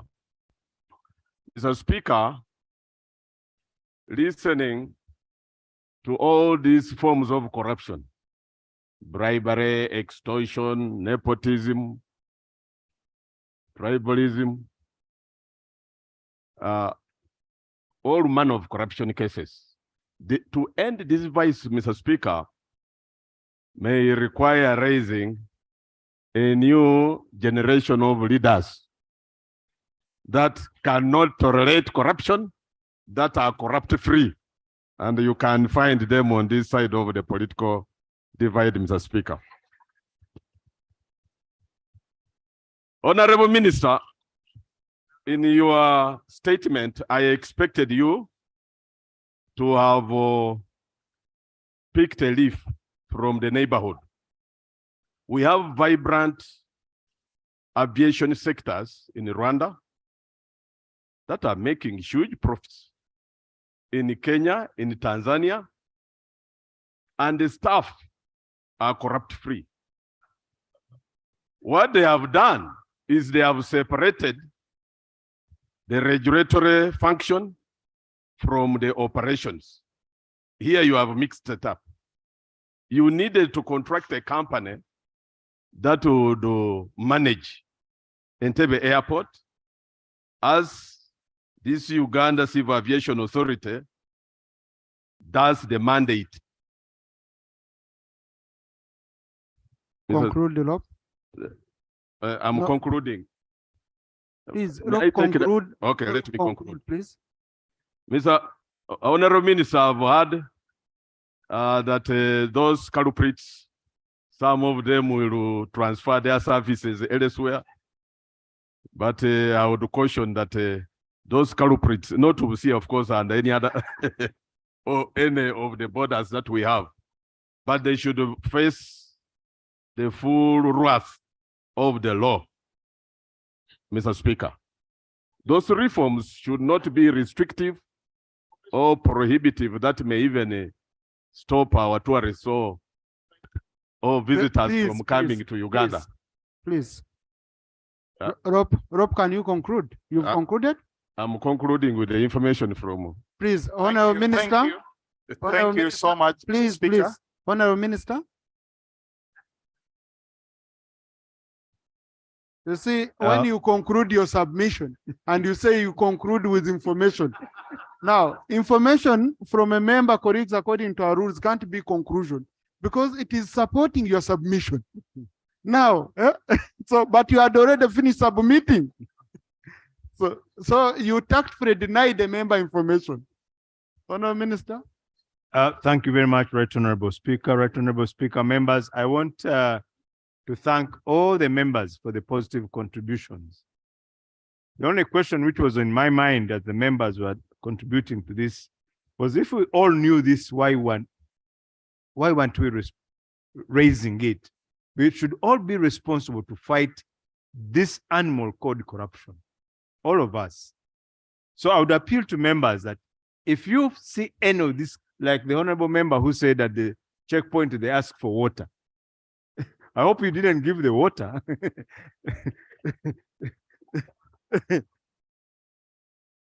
You see now. Honorable Minister, you have 3 minutes. Thank you. Right Honorable Speaker, I take Honorable Dulio said that the list of interdicted is not there, it's included. It's attached to the document. And they were not all arrested on one day. It started from 2020 up to now. The list is very clear who was involved, what action was, what did he do, and what is the fate. Transferring, we are not going to just transfer these people. No, those who have been involved in the vice will be charged. The only transfer we're talking about is those of institutions like the military, the intelligence, who have overstayed at the airport. They should change there should be a tour of duty so that they don't build a cartel, because that's what was happening. The other thing we have been trying to do, for example, at the checkpoint, we built a search park, which must be fitted with the automatic scanner, not the hands. But when we went to look for equipment, the cost is about $6 million, and we couldn't have that. But we are aiming at automating. Now, on the issue of separating the entity, this matter was even discussed in my committee of infrastructure. The challenge we have is, as of now, we had only one airport. But now, since we are developing new airports, including Kabale International Airport, then we shall have reason to ask the separation. But otherwise, with one airport, it was very difficult to defend that expenditure of separating the entities. But as we move forward now, we have another, Kabale is about to become an international airport, Arua is growing. So we may look at separating now the entities with an authority to manage airports and an authority to be able to regulate the activities. Right Honorable Speaker, I just want also to say that I think what we see in this society, as we have said, there's a general moral decay, I think, in our society. Because some of the things which, for example, those people are doing, as a human being, you ask, how can somebody do such a thing to that extent? I think there is a general moral decay, which must be a matter we should address. How to address it as a nation, I don't have an answer, but it's a fact. We need to address that issue of moral decay, because it's not, as somebody said, it's not only at the airport. You go to every institution, you'll find the same things. So I think we need to address that matter so that we get people. I'm not sure about Honorable Nambeshe's suggestion, but I think we need to have to address that as a requirement. Thank you, Honorable Minister. So thank you very much, Right Honorable Speaker. I'll take all the advice with good faith, and please let's monitor together the actions which have been put there and how they improve our image. Thank you. Thank you, Honorable Minister. I request before you leave, you link up with Honorable Achuto Pio. He has a very important issue he will share with you, and then Honorable Amos Okot. Okay, thank you. And I want to appreciate you for the quick action that was taken, because at least you've arrested our fears, and please keep it up. Now, colleagues, next statement. Item 3.4, statement on the proceedings of Kasese Municipal Council regarding the proposed bylaw on transgender and minorities. The minister said this is a very short one, so let's listen to her. Thank you, Right Honorable Speaker. You were applauded a lot by the people of Kasese for your quick reaction. And in the interest of time, I carried all the documents, the minutes.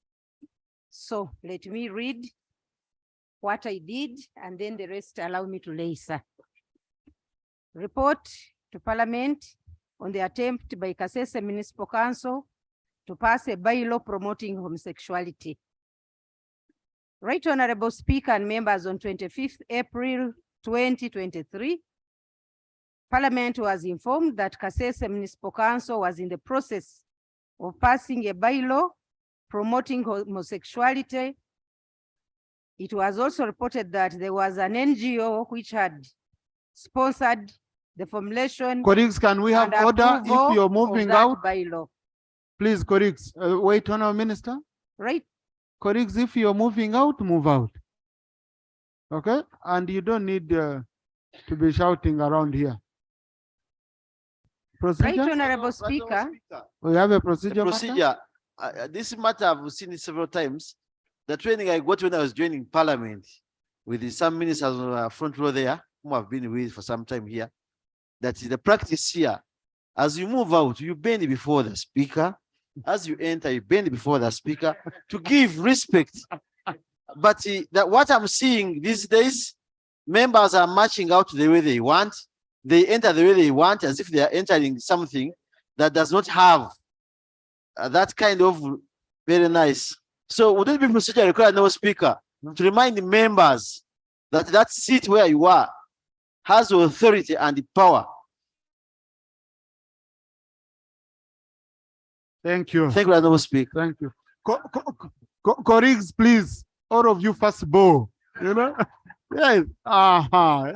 I love that. If you know that you don't want to bow in a hurry when you're leaving, you can bow like 10 times in advance so that you use your areas, and you know. Okay. Honorable Minister. Thank you, Right Honorable Speaker. This report is on the attempt by Kasese Municipal Council to pass a bylaw promoting homosexuality. On 25th April 2023, Parliament was informed, January on 25th. Apologies, on 25th January 2023, Parliament was informed that Kasese Municipal Council was in the process of passing a bylaw promoting homosexuality. It was reported that there was an NGO which was sponsoring the formulation and approval of the said bylaw. Right Honorable Speaker, I was assigned by you to follow up the matter, establish the clear facts, take action and report back to this Parliament about the same. On 27th and 28th January 2023, I and the technical team from Ministry of Local Government, Legal Section, moved to Kasese and held 2 meetings with the senior management team and the leaders of Kasese municipality about the bylaw on homosexuality that was being processed. The meetings were also attended by the members of parliament, the Honorable Geoffrey Kavianga, Minister of State ICT and National Guidance, the Honorable Kitanywa Sowedi, MP Busongora North, the Honorable Mujungu Gideon, MP Busongora South, and Honorable Fribo Kambale, MP Kasese Municipality. The 2 who missed were in another meeting. They missed with apology.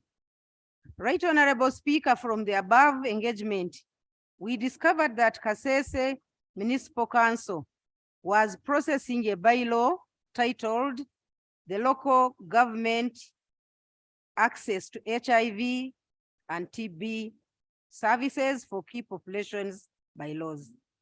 By the time of my intervention, the bylaw formulation process was at the stage of 2nd reading in the council, having been approved by the Social Services Committee.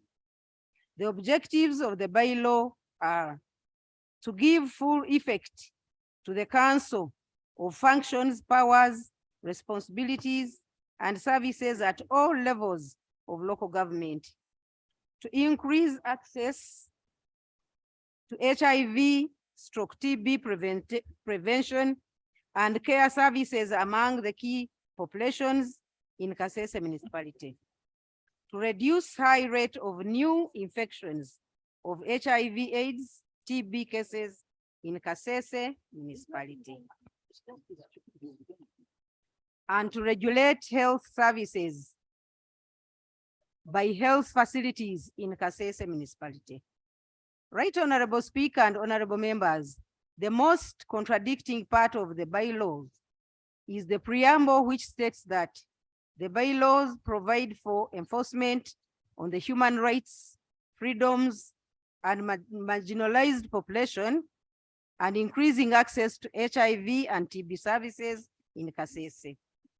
The interpretation section of the bylaw refers to marginalized populations as homosexuals, transgender, sex workers, and drug users. This therefore means that the bylaw that was being processed would have had a hidden motive of promoting homosexuality. This is against Section 38 of the Local Government Act, Cap 243, that gives legislative powers to local government councils to enact ordinances and bylaws which are not inconsistent with the Constitution. Right Honorable Speaker, all the formulation processes were supported by an NGO called Human Rights Promotion Forum, which is operating from Kasese district and headed by one Bob Kiamanywa. I have already forwarded the name of Bob Kiamanywa to the Minister of State Internal Affairs with his telephone number for further follow-up. Actions taken. Right Honorable Speaker, I took the following actions.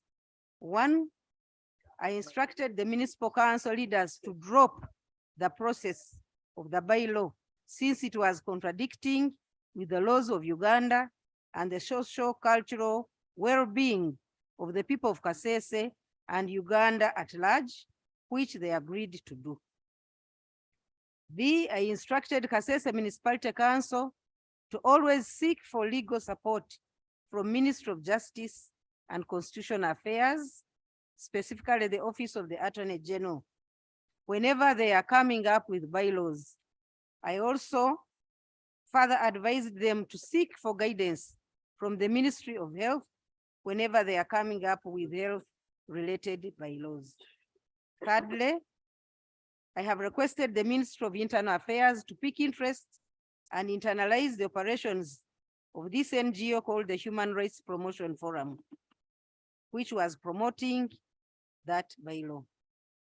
4, I undertook to ensure that the Ministry of Local Government carries out an induction for Kasese Municipal Council leaders by end of February 2023. Right Honorable Speaker, at this momentous epoch, I beg to lay a conglomeration of documents gathered from a fact-finding mission in Kasese as follows. The local government Kasese municipal access to HIV and TB services for key population bylaws, Annex A. I beg to lay, Right Honorable Speaker. 2, the minutes of the Extraordinary Social Services Committee meeting held on 5th December in the Mayor's Council Hall, where the preliminary discussions were held. I beg to lay. 3, the recommendations of the Social Services Committee on the Kasese Municipal Council by law on strengthening access to HIV and TB services in health facilities for the key population 2022. They were also denying and rejecting the new bylaw. I also wish to lay the invitation to full council sitting on Friday, 16th December, 2022 in the Central Division Hall from 10 a.m. and attached are the minutes of the full council meeting of that day, and where they denied the leader of that NGO to give opening remarks. I beg to lay. I wish to lay the statement from the Obsinga Rwenzururu. They also wish to be counted as people vehemently rejecting the bylaw, which was in conflict with the laws of the Republic of Uganda and the culture of Obsinga Rwenzururu. I beg to lay, sir. So you instructed the Minister of Local Government and Minister of Internal Affairs. We've done ours as Minister of Local Government. We have even informed the Attorney General and passed on all the documents if he so wishes to make other further actions. And my colleague from the Minister of Internal Affairs, I have submitted all those documents, including the number and address of the gentleman who is heading Thank that you, Honorable. NGO. I beg to submit. Thank you, Honorable. This was very good action. I want to thank you. House adjourned to tomorrow at 2 p.m.